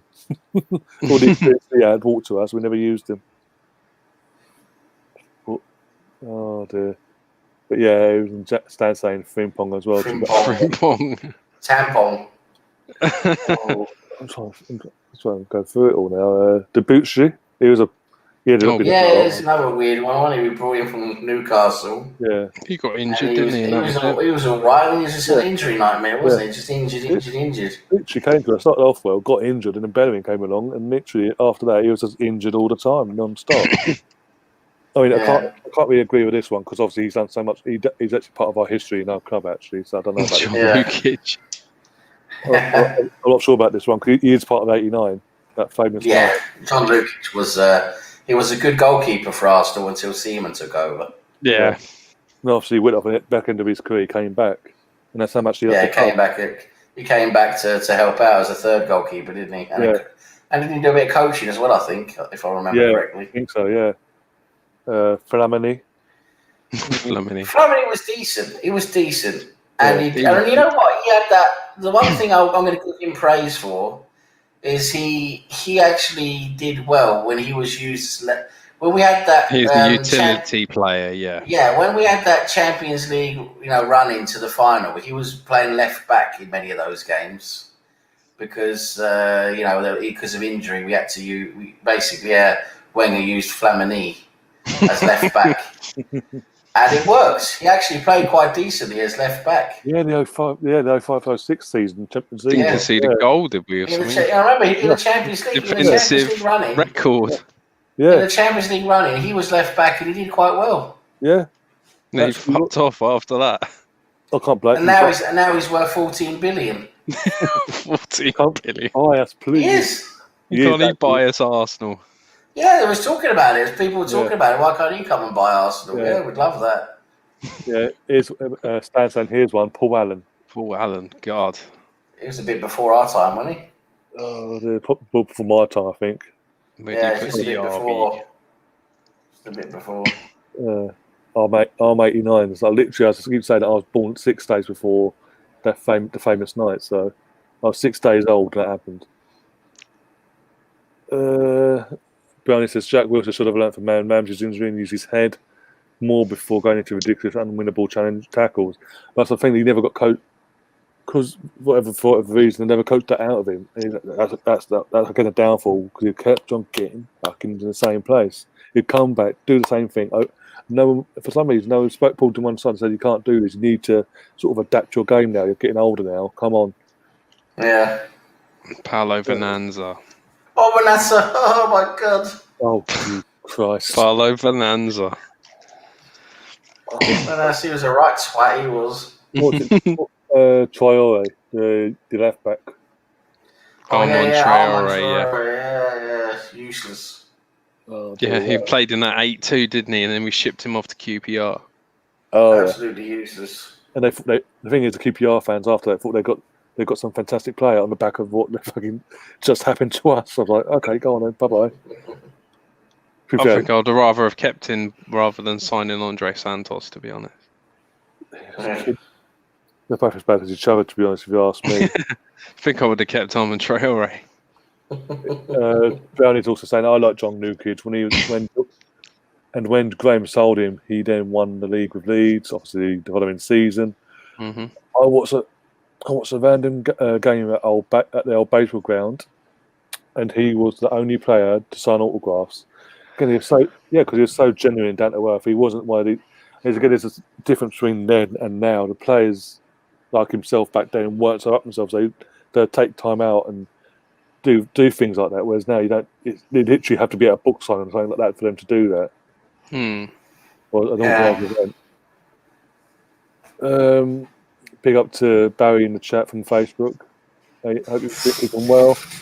And Steve saying he's got to go. See you later, Steve. Stay safe. Yeah, hope you're getting better. Hope you're feeling better, mate. Yeah. I'm trying to think who else. Before we wrap things up, who else? We've gone through a lot of players. Haven't we? Yeah, we've gone through most of Wenger's back catalogue, haven't we? must be some more goalkeepers somewhere. Quite a lot of dross there, isn't it? Quite a lot of dross. There you go. He was with us for a long time, wasn't he? For years. He's a bit of a Martinez, and he was here for years, literally. He was a youth. It was another youth. He came in as a youth player, didn't he? A promising youth player, and stayed for a long time. Yeah, got given his chance. And we won 6-2, but because he did 2 goals against Blackburn, for fuck's sake. Here we go. Guilherme Wormuz. He was a goalkeeper. Who? Oh, yes. And Rabbi Shaban as well. Yeah, Shaban, we talked about him earlier. Shaban, there's another one, Wormuz, wow, I completely forgotten him. Malcolm McDonald was a player. I wish we kept 57 goals, 108 appearances. Oh dear. Who else, goalkeeper-wise? I'm thinking of the goalkeepers I remember. So when I first started watching Arsenal, very early 90s, basically from 1991. Yeah, I was gonna say it was back up David when he came. So then you had when Davey came in, it was Alan Miller. That's it. Yeah. Alan Miller. He only played a handful of games, to be honest. Wasn't great. And then who do we have then after then? We had. Well, yeah, it's a good idea. I mean, it's difficult to think of who we had behind Seaman because Seaman was such a prominent number one. He was prominent. But his only, in that time frame in the 90s, his only real challenge was Alex Manninger. Yeah, I think it was. I think Manninger came in there in the double season and all that. And then after that was Stack. Yeah, in response to this from my brother in the chat, I've heard about this rumour, but I don't know how much leg that's got to it. So, hey, well, we were after him in the summer. We were linked with him. Yeah, linked, but nothing. I don't think nothing serious come out of it. Like my brother says, he wasn't our first choice option. It still isn't. Stuart Taylor, that's one. Northern Ireland goal. That was it, Stuart Taylor. Yes. Northern Ireland goalkeeper. He had a few decent games actually. Clive Allen. Oh my god. Yeah, he had a few decent moments. Also, he had a few stinkers as well, like Richard, that we touched on earlier. What about Clive Allen? I wonder if Arsenal regretted getting rid of him. Oh dear! And then Stan saying Pat Jennings was his first Arsenal goalkeeper. Jeez, that's going back. Yeah, obviously my first goalkeeper. Obviously, as I said, I was 6 days old, so it had to be John Lucas. But of knowledge, that literally got me into Arsenal was Sayfans himself, David Seaman. Because around that time when he joins, I'm sort of more going on. I'm more aware of what's going on around me, and it's just sort of fucking idolized the guy when I was growing up. Literally wanted to be his like protege. He's like replace. He's the number one for club and country and things like that. As a kid, everyone would. Oh my days! Even when we had the ponytail. Oh my god! You wanted him to. He wanted him to be your dad, basically. Not that far, bloody hell! I'm not that crazy. Oh, I'm trying. What else? I'm trying to think. We've had a few stinkers with the goalkeeper. I think gone through most of the goalkeepers now. I think we've gone through most of them. But yeah, Stuart Taylor it's a weird one because, as you said, he had these great games. He'd put in a good shift in this. And then there's others. He's just fucking absolutely dropped the fucking ball and like, what the hell's going on here? And then when David Seaman left to go to City, because obviously he wasn't going. He was been told he was going to be third choice for the following season and things like that. Yeah. Stuart Taylor believed he should have been given a chance as number one, and because he didn't even get given that chance because Lehman came in, it was made pretty clear Lehman was going to be number one no matter what. He fucked off to Villa to be number one, pretty much like Martinez has done now. And look how that panned out for him. He went to Villa, wasn't even given number one straight away. He had to work for it. Never really worked for it enough to be number one. And when you get given a chance, he's going to lead 4 goals against City. City that pissed poor at the time. But that's back in the chat. Press the wrong button, sorry. I knew there was something in that bloody vape of yours. So then he fucked off. Flappy Hansky. So yeah, he buggered off to Villa. Didn't work out. So then he ended up doing the rounds around the Premier League at one point. Was it Southampton, City? He ended his career at Southampton, but like Cardiff, things. That's random clubs that out of nowhere you do he popped up in. Yeah. At one point, it was like every year it's on a contract around City just to keep up their quota. Yeah. And now that's Scott Carson's job apparently. Scott Carson. Oh, here we go. Scott Carson was another England goalie, wasn't he? Steven Grizovic. Jeez. Grizovic, Coventry legend. Yeah, Grizovic. Yeah. Decent goalkeeper, wasn't he? Back in the day. What's the two reserve goalkeepers beyond Leno, Van Arsene and Macy? Oh, fucking hell. So you've got Iliev. Iliev is out on loan now. Yeah. And then there's that black goalkeeper. I can't remember his name now. Oh, quite promising. Let me get one sec. You bear with me. I'll get He's a youth team goalkeeper. Europa League squad. One sec. I can't remember his name now off the top of my head. You bear with me a couple of minutes. One sec. Let's get the old squad up and it'll come for that being share the screen. But yeah, that's what confused me as well. The Europa League squad was we named 5 goalkeepers and then we loaned one out on the same day. Like what the hell? So now argue you could say there is a spot there available for Saliba to be slotted, but because apparently there's rumours that he's not going to be going out on loan now. Yeah, he's going to stay, isn't he? Which I think it's a good idea because other than sending him out to France, it makes no sense loaning him out because the whole point of loaning him to France was to help obviously go back with his family, with everything he's going through, his death of his mum. Things like I'm sure he'll play in the Europa League at the very least. I would imagine. Well, there's a spot now available because obviously with Iliev gone out and loaned into our spot, so he could be given. He could effectively be given that spot. I'm just trying to find the link now. Bear with me a couple of minutes. I'll find it. Oh my days. Peggy Arfiat. Was that the goalkeeper? I'm just looking. Here we go. Get it up now. And then we're going to go James Hilson. Right. James Hilson. I'll get up on the screen one sec. Screen share. Rafer. Bang. And that's up there. Oh, we've got Leno, Van Arsene, Matt Macy, James Hilson, and Iliev is on there still. But obviously he's gone out on loan. So, as I'm saying, it's a free spot now. So, Saliba could be slotted into that spot. James Hilson is the other goalkeeper, fourth choice. But he's a kid. He's very high spoke off, though, at youth level. Mm. Yeah. And apparently we've got this... I keep forgetting his name. Something starts with P. Patino, I think his name is. Patino, something like that. He's a midfielder. He's playing for our under-18s at the moment. He's going to be playing with our under-23 soon. He's 15 years old.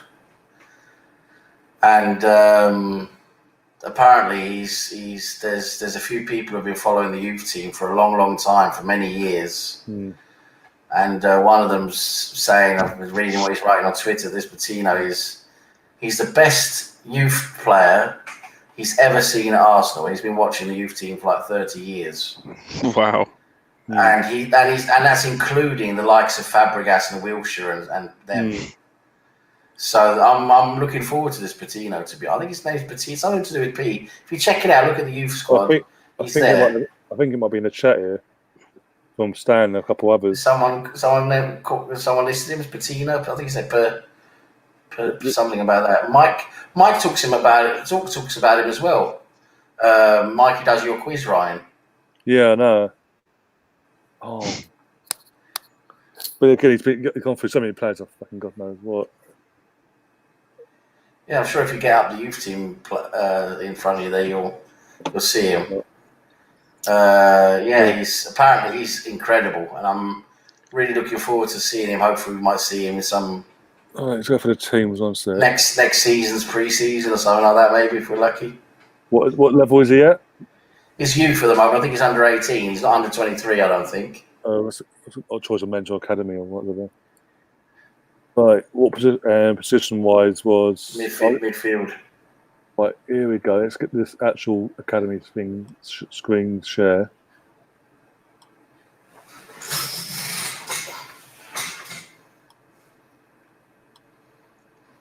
Right, these are our goalkeepers, by the way. You've got Arthur. Conquer, that's the one I was talking about. Who I was thinking about. Yeah, that's what I was saying. He's been very high rated. Carl Hen, James Helson, Tom Smith, and defenders. But Lopez, Clark, and apparently he's English. Dinsey, Jonathan Dinsey. Midfielders. Here we go. Olinka, he's highly rated. Olinka. Yeah, Akinola's looking quite good. Lucy, Ben Cottrell. I can try and pronounce that bloody. Salah. Salah. Miguel Azez and Caitlin Surjad. Was he listed as a forward then? George Bogan. Is he under 23s then? Has he been taken up into the under 23s? I don't know if I'm going through. I've been sent out on loan. Yeah. Unless he's gone out on loan. Yeah, that's going through him now. On loans, Iliev, yeah. To Swanson, Zach Medley, Boda, Alau, Daniel Ballard, Mark McGuinness, Ben Sheep, Trey Coyle, Matt Smith, Matt Smith, Doctor Who. Huh. Maybe he's not in the official under 18s then. Maybe he's in a bit. Hang on a sec. The one on the Arsenal website literally got the options of men's academy or women. Well, that's it. There's a lot of players there who are not there because that's not the only players they have. Honestly, you would have made sense to have it because of academy is so broad, because of the under 23s, this, that, and the other, and under 18s, under whatever. You'd thought they'd put them all on the same page. Or yeah, you would have thought so. Oh dear. Let's have a look. Before Arsenal decide to bloody copy claim my stream or for even not in a video, literally I'm showing on the Arsenal website, but still wouldn't surprise me. We all Balogun, Taib saying, but literally I can't put nothing on the screen because the fucking thing's playing up. Charlie Patino, is that who you mean? Patino, yeah. That's it. Charlie Patino, you got him there on the screen? I don't know. If you share the screen, I can put it up on there. I just went on Wikipedia. Oh, that's right. He's he's Arsenal under 18s. Yeah. Yeah. He's a bit of a special player apparently. So I'm looking forward to seeing more from him. Bernie's in the chat saying, "Here's a controversial goalkeeper, Harold Schumacher." I remember what he did, crikey, yeah. He smashed someone, didn't he, in the World Cup? What was it, Euros or something? Euros. Oh, yeah, I think it's Euros. Yeah, France. Patrick Battiston or something, wasn't it? Battiston at the Battle of Germany, West Germany at the time versus France. Semi-final, and he battered the guy and didn't get a red card for it. Smashed him, didn't he? Yeah. Not even a booking. Yeah. Right, must be an agenda. Yeah. Offensive agenda at their own tournament. Yeah.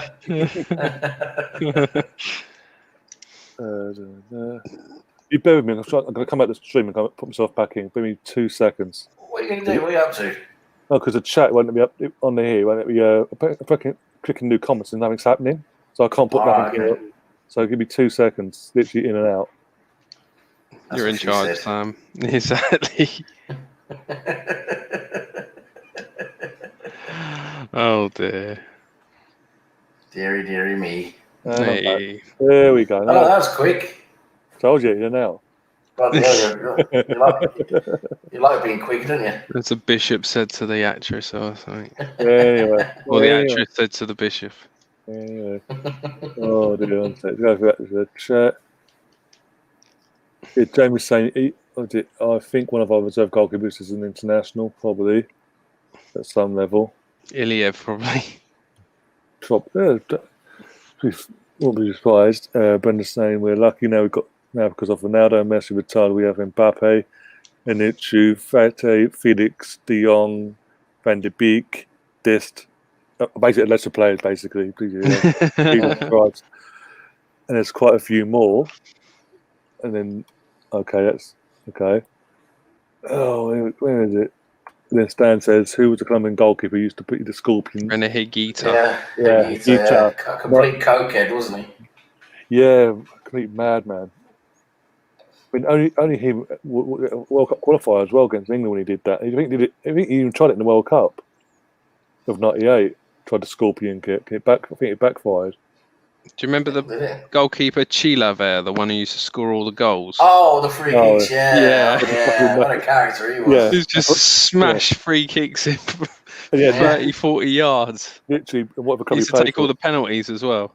Yeah. I don't know why it was, but for some reason, he had this massive bulldog. Yeah, he did, on his jersey. Velas Sarsfield or whoever he played for. Here is Stan saying Rene Higuita, obviously, Brandon saying to Stan, Rene Higuita. And he's saying, that's him.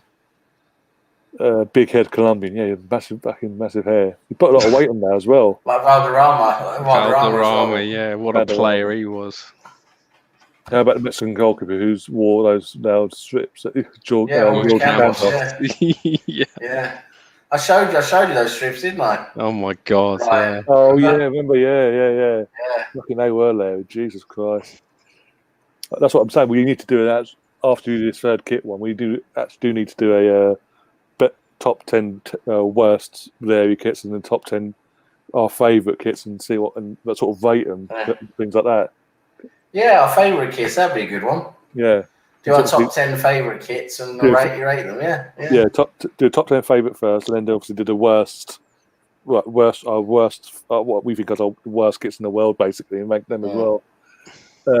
Carl Henn has 3 international caps for Estonia, apparently. Well, whoop-de-doo. Rene Higuita. I think that's Estonia. The Estonian national team, very, very well-known national team, that. Yeah, and here we go. That was it.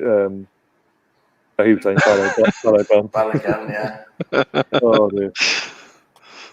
That's the thing, though. We don't know what. Yeah, that's the thing. We don't know if we're going to keep him, though. The Balogun, he wants to go, doesn't he? I thought they were going to sign him to a new contract. I think they want to, but he was obviously he needs because he's been there. He's like again another Martinez situation. He's been there so long that he wants to be given a chance. At the first team level, it doesn't seem like it because I think. Again, it would have made some sense including him into the Europa League thing, because in the opponents we've got in that Europa League, just to sort of ease him in, so to speak, and sort of build his confidence there. Because you can't exactly throw him in the League Cup at the moment because Leicester City, Liverpool, City, so you can't exactly throw him in them games. Yeah. FA Cup will probably get fucking Tottenham away or something stupid like that. Oh dear. Patrick Batson in the 82 World Cup, 82. Jesus. Back when Brownie was in his prime. Was it in the twinkle in my dad's eye? Let's put it that way. What player from the past would you want to ask at the Sun? He says good question. That's a good question because there is a lot of players there. Bloody hell, a lot of players. Yeah, just a little bit.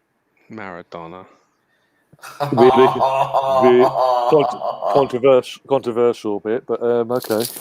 I would have loved a George Weah or something like that, to be honest. George Weah, wow. Prime George Weah. Prime George Weah. Or a prime. I'll just list up a bunch of players who I can't really choose between because they're just so awesome. We'll start with George Weah. You got Gabriel Batistuta. You got Raul at Real Madrid. Then you've got the likes of, like you want to shore up things in midfield or defence. He could play both. We've got Hierro, I think you guys call him in English. Hierro, the Real Madrid captain from the early 90s. Oh, yeah, I remember he could play central midfield and central defence. Then you've got Paolo Maldini. I would have loved Paolo Maldini. My God, what a player. Central Him and defence or Adams, left back. jeez. Oh, imagine Maldini and Adams. Oh, my God, I'm nearly getting an orgasm. Baresi. Oh, Jesus. Oh, Jesus, my balls are tingling. Andre Nesta as well. Nesta, another quality defender. Oh, yes. Quality. Imagine what you would be in today's market, Andre Nesta. Jesus Christ.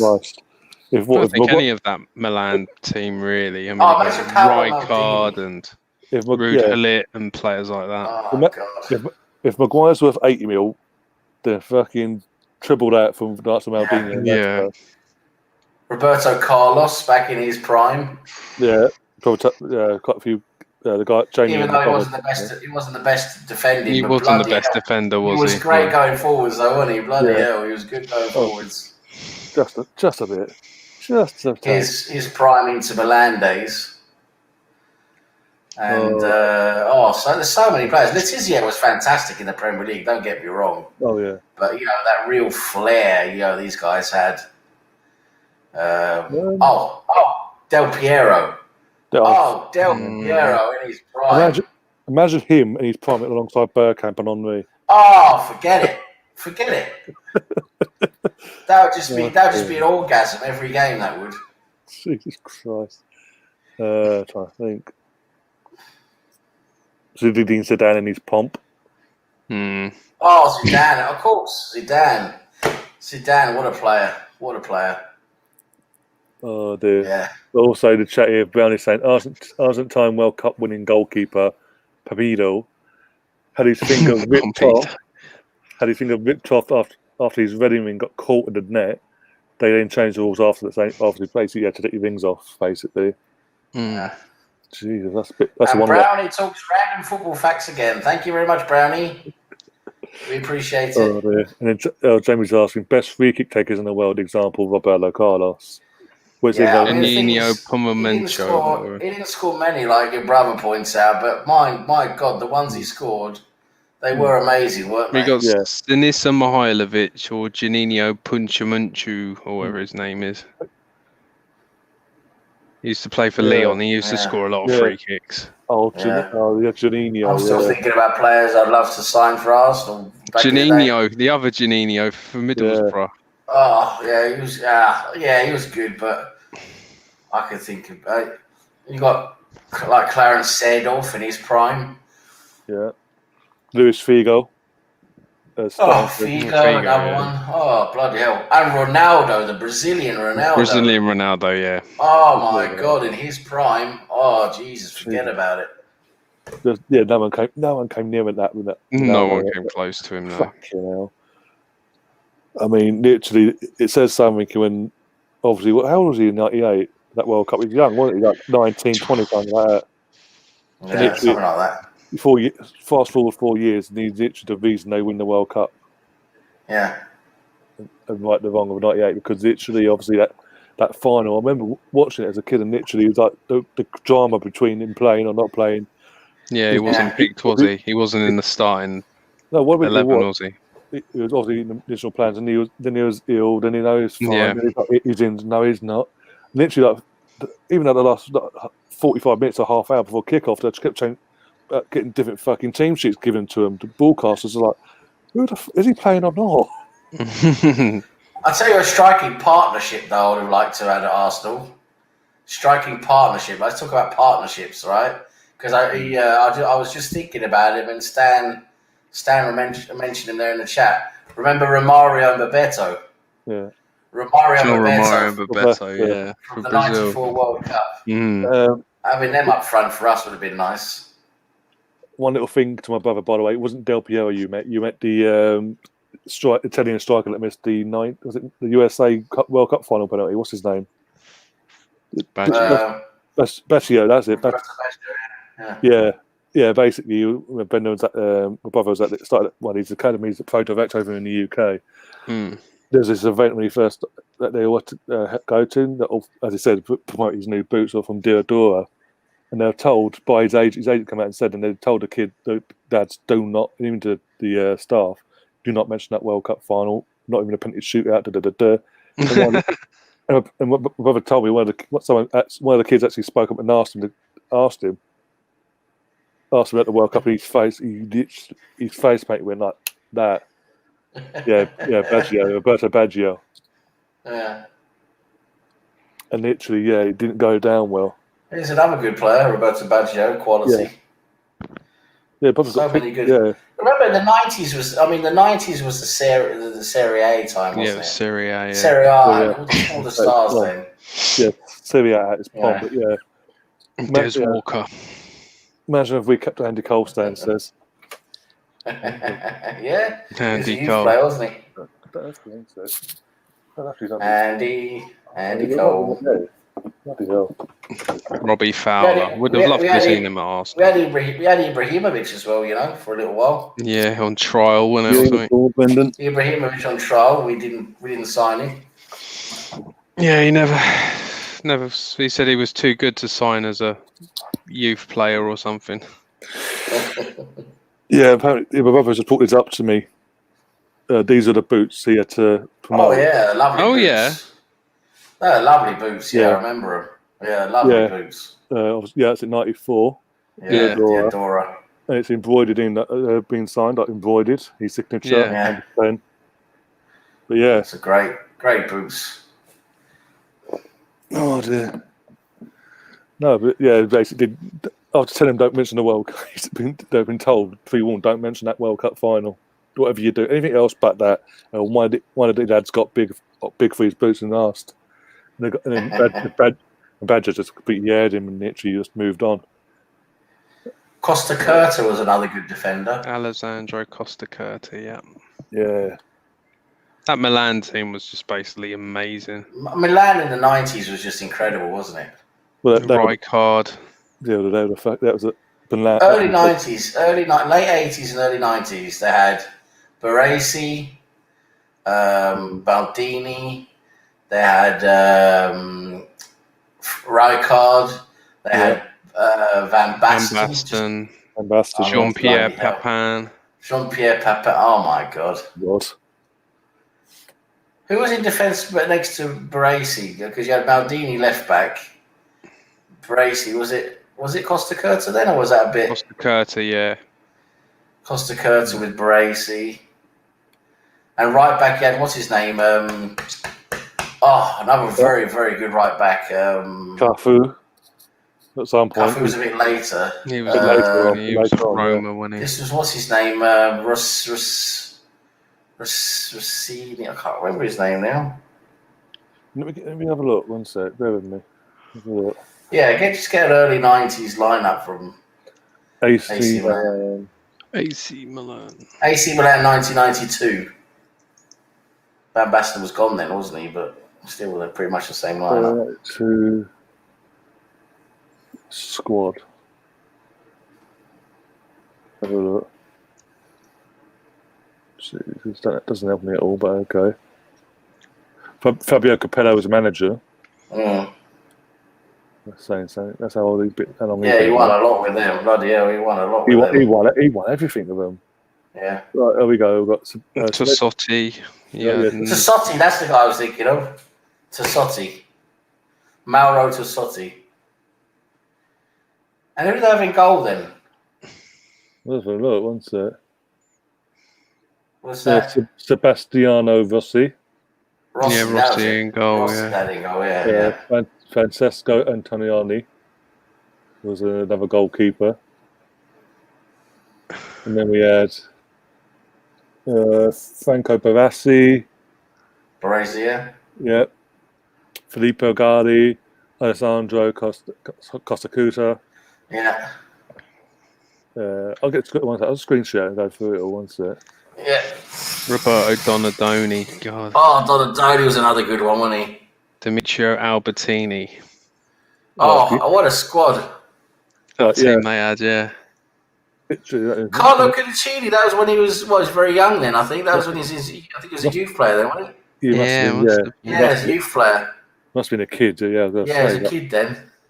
They've got defenders. You've got Bracey, Costa Curta, Galli. Galli was on his way out, but he was still a very good defender. Gambiaro, Maldini, Navas, Tassotti. Tassotti. Oh, wow. Oh, look at that midfield. That midfield, Boban. right? You've got Albertini, you've got Boban, you've got Donadoni, you've got Iranio, you've got Hulit, you've got Rijkaard, you've got Savicevic. Lentini. Bloody hell. And then up front, you've got Papan, Van Basten. The others are okay, but I mean, Van Basten and Papan, I mean, bloody hell. Yeah. Papan was always injured, though, and so was bloody Van Basten. One Serie A title that season as well. Jesus Christ. It's going to finish. Hang on. Zvonimir Boban. They drew a lot of games. Look, Milan, they drew a lot. 14 games they drew. 1-0 first game, 4-5 they won the next one, 2-0, 3-7 they won against Fiorentina, 5-3 they won that one. Wow, they were scoring goals, weren't they? 0-0 against Torino. And 5-1 Napoli. 5-1 Napoli. 1-0 against Inter Milan. Beat Juventus 1-0. Milan Udinese with 1-1. 2-0 Milan against Ancona. Beat Sampdoria 2-1. Beat Roma 1-0. Beat Milan 1-0. I mean, beat won against Caravighi 1-0. Sorry. Bavesca they won 1-0. Milan against Genoa they won 1-0. Jesus Christ, a lot of 1-0s here. Jesus. Yeah. Right, 2-2 against Foggia. Then won the next game 4-0. Drew again 1-0 against Atlanta. 4-0 win, 2-0 win, 2-0 against Lazio. Lost against Parma 1-0. At home. At home as well. At home, yeah. Wow, yeah. And they lost at home against Juventus a bit later in April. Yeah. 3-1 there, but 1-0, 2-0, 1-0, 3-1, 0-0, 1-3-1. Broke the duck there. Then went down to a 0-0, 1-0, 1-0, 2-0. Bloody hell, a lot of draws there. Draw a lot of games towards the end of the season. Yeah, dropped the ball. They ended up with 18 wins and 14 draws, so they didn't have a high points total. There you go. Yeah, 18 wins, 14 draws, 2 losses, 50 points. Only won the league by 4 points. Yeah, because back then they only had 18 teams in the league. Oh dear. Didn't they get to the Champions League final as well? They won that. I think so. Yeah. Either that season or the following season, they won the Champions League. Berlusconi as their owner. What a wily old swag he was. Capello. UEFA the Champions League runners-up that year, apparently, it says there. Yeah, I can't remember who they played. Here we go, yeah. There's runners-up. Couple of Italia semi-finalists, runners-up in the Champions League. They won the Serie A, they won the Super Cup, like the Charity Shield, and then they semi-finals of the Coppa. Yeah. Top goal scorers for them in the league. Top goal scorers for them were league-wise Marco van Basten and Pierre Papin, 13 goals. And again, they shared it in the actual competitions as well. Van Basten and Papin for 20 goals. Oh, that's what you got. You got 2 goal scorers. You scored 20 goals each. That's all right, isn't it? Yeah, exactly. That's okay. Jeez. Oh, I'm trying to think now. Yeah, that's a good. But have a look at Barcelona's one sec. See, Barcelona's 93 or something, wasn't it? 93 team. Yeah, 93, 94 as well is pretty good. What year was it? That's a De Boer in it. 93, 94. Oh, sorry, Koeman. Koeman, wasn't it? Koeman was in it. Koeman. Right, here we go. Let's go down. And what that season? Yeah, he finished first. Posted AC Milan. I didn't press AC Milan for sake. Jesus Christ. Right, Barcelona. That's it in capital letters. There you go. There we go. Then Wikipedia.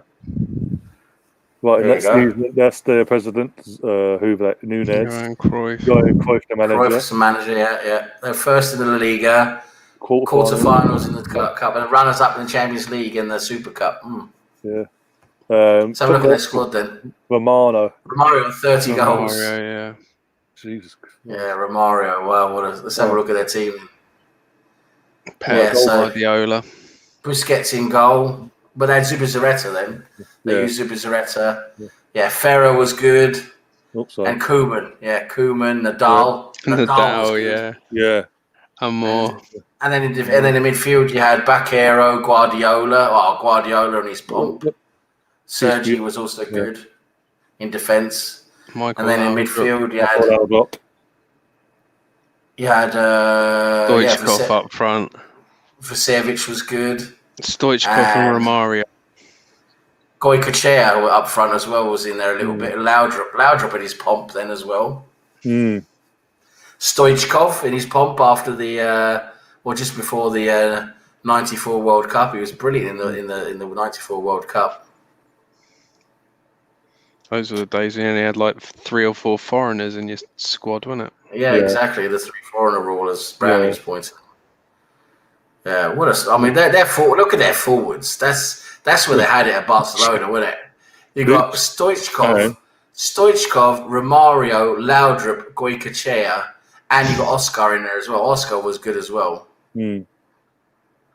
Bloody hell, what a strike force. 1, 2, 3, 4, 6, 7, 8, 9 forwards. Yeah, they had 3 defenders. Oh my days, it's crazy. Yeah, they had 5 defenders. Okay, now. Oh my days. And then we jump forward to Pep Guardiola's pomp of his managerial career. 2011, wasn't it? And that sort of time, I think now. Yeah, something like that. 2010. Let's do 2010, just to the 2010 squad. Wikipedia. This is the season where Pep Guardiola's their manager. They won the Liga, runners-up, winners of the Champions League, and won a Champions League. What is it? Messi, top goal scorer in the league with 31 goals. 53 in all competitions. 53 goals. That's insane, isn't it? Let's see if I can make this actual squad turn up. Yeah, let's see. The squad should turn up there. Here we go. There. Yeah, Valdez in goal. Dani Alves, Piqué, Puyol. Yeah. Xavi, Iniesta. Yeah, Xavi and Iniesta. I mean, come on. That's the best midfield pairing just about ever, isn't it? Bojan, or whatever you pronounce his name. And you got Villa when he was pretty good still. David Villa, Messi, Jeffrey, Pinito, Mascherano, yeah. Keita, Busquets, Pedro, Milito, Maxwell. Affolai was pretty good then as well. Adriano. Oh my god. Adriano. Didn't he go to Stoke as well at some point? Ibrahim Affolai, he did. Adriano. Eric Abidal. Yeah, that's a good squad. And look at their ages as well, 29, 28, 24. Look at all those players who came through their youth system. Yeah. Not one, apart from Messi, not one of them made it really. 9 players from the youth team. Yeah, Valdez. But I think that, again, I never rated Valdez personally because I didn't think he was that great a keeper. But then they didn't need it. No, they didn't need a great goalkeeper, and it proved it because literally, if Almunia could be in that Barcelona team if he wanted, they're saying something. Pickford could have been in that one. So yeah, what was it? Valdez, get away. Puyol, Xavi, Iniesta, Bojan, Messi, Jeffrey, and then Busquets and Pedro. I mean, that's pretty good, isn't it? That's pretty bloody good. Oh dear. There we go and look at our squad from that year. It's gonna pale, isn't it, in comparison? Oh dear, let's have a look. Let's for the sake of it, for the content. Jesus. Oh dear, 10-11 season. Right. Peter Hillwood was our chairman at the time. Fourth, obviously. Fourth. Yeah. That's a trophy, remember? That's a trophy. Yeah. 6th round of the FA Cup, League Cup runners up. Oh God. We're talking about that. Yeah. Oh, and our perennial round of 16. Yep. Yes, second round. Top goal scorer Van Persie, 18 in the league, 22. So a bit of a vast difference in the 53 from Messi that season. Yeah, exactly.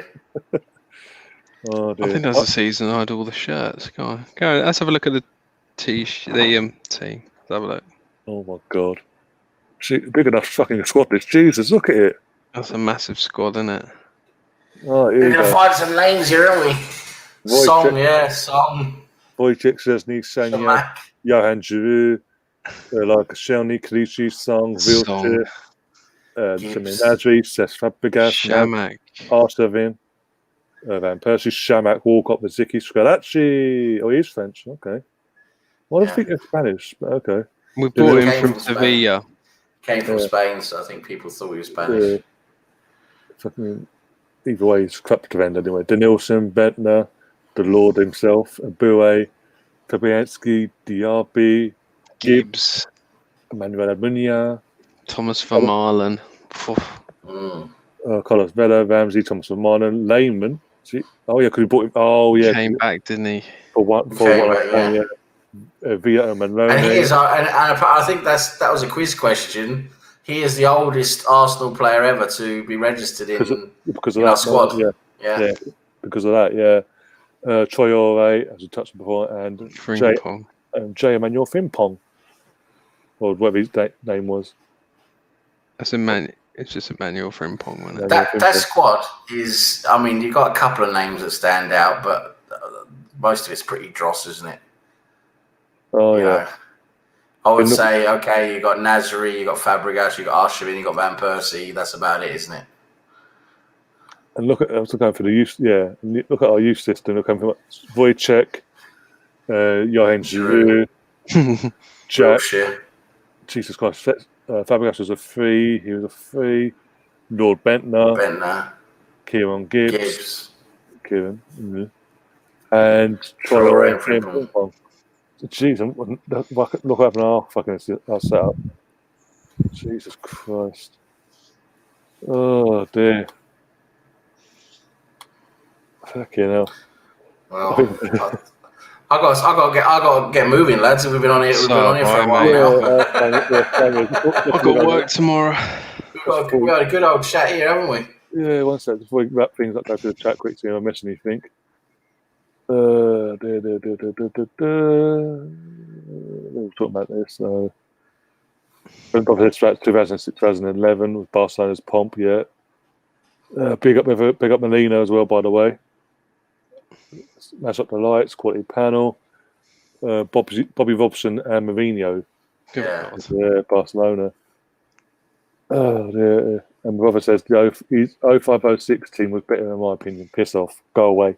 That's the team that broke our hearts. Go away. Yeah. Oh dear. Yeah. 2005 was. Well, I think that 0506 season was defining for both teams really because if we'd won that Champions League, right and rightly so, we could have had the predictory that they had. Yeah, that dynasty could have kicked on for us, whereas it didn't, and we just went. Yeah, it's a wet fart, wasn't it? Really. Well, the thing is, we were better than them, weren't we? We were. You could see we were better than them if it wasn't for the fact that we went down to 10 men. Even at 10 men, literally. Still went 1-0 up, didn't we? We had chance. As I said the other night, we had like 3-4. Lundberg had a chance. Henry should have scored as well. We had 2 opportunities. What's his name? Cesc had an opportunity. We had chances at 1-0 to kill the game. We just never took them. It come back and bit us on the arse. And everyone will argue their first goal, Etsu was offside or whatever.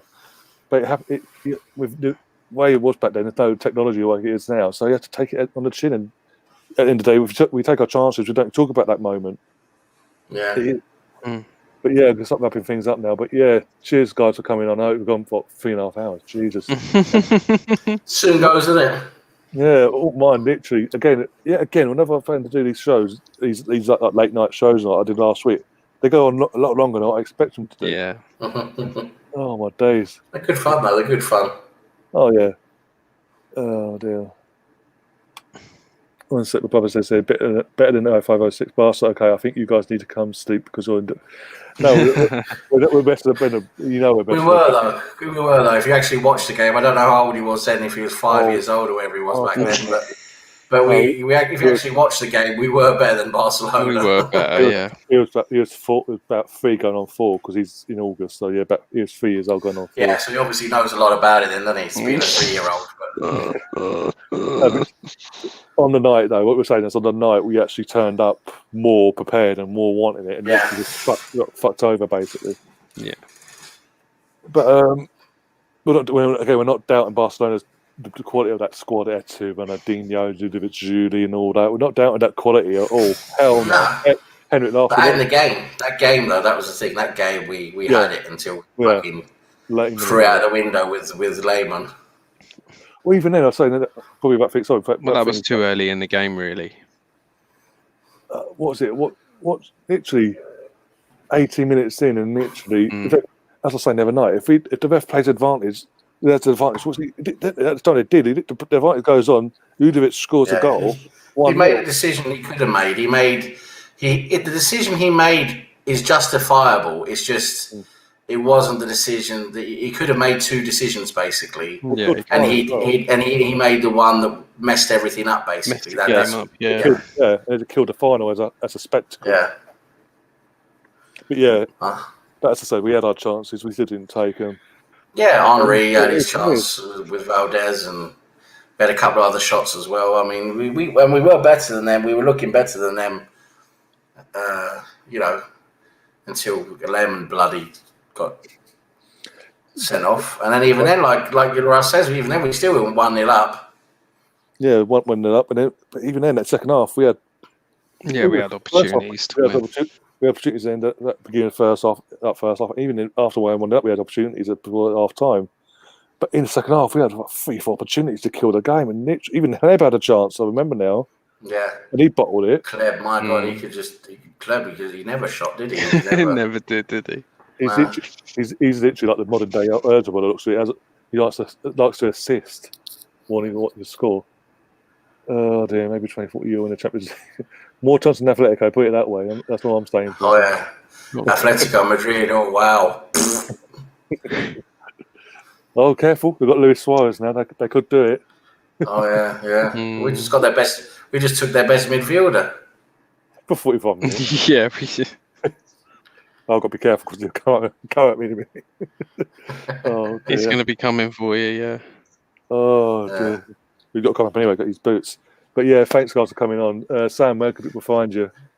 Yeah, I've got a channel called Sam Greenwood TV.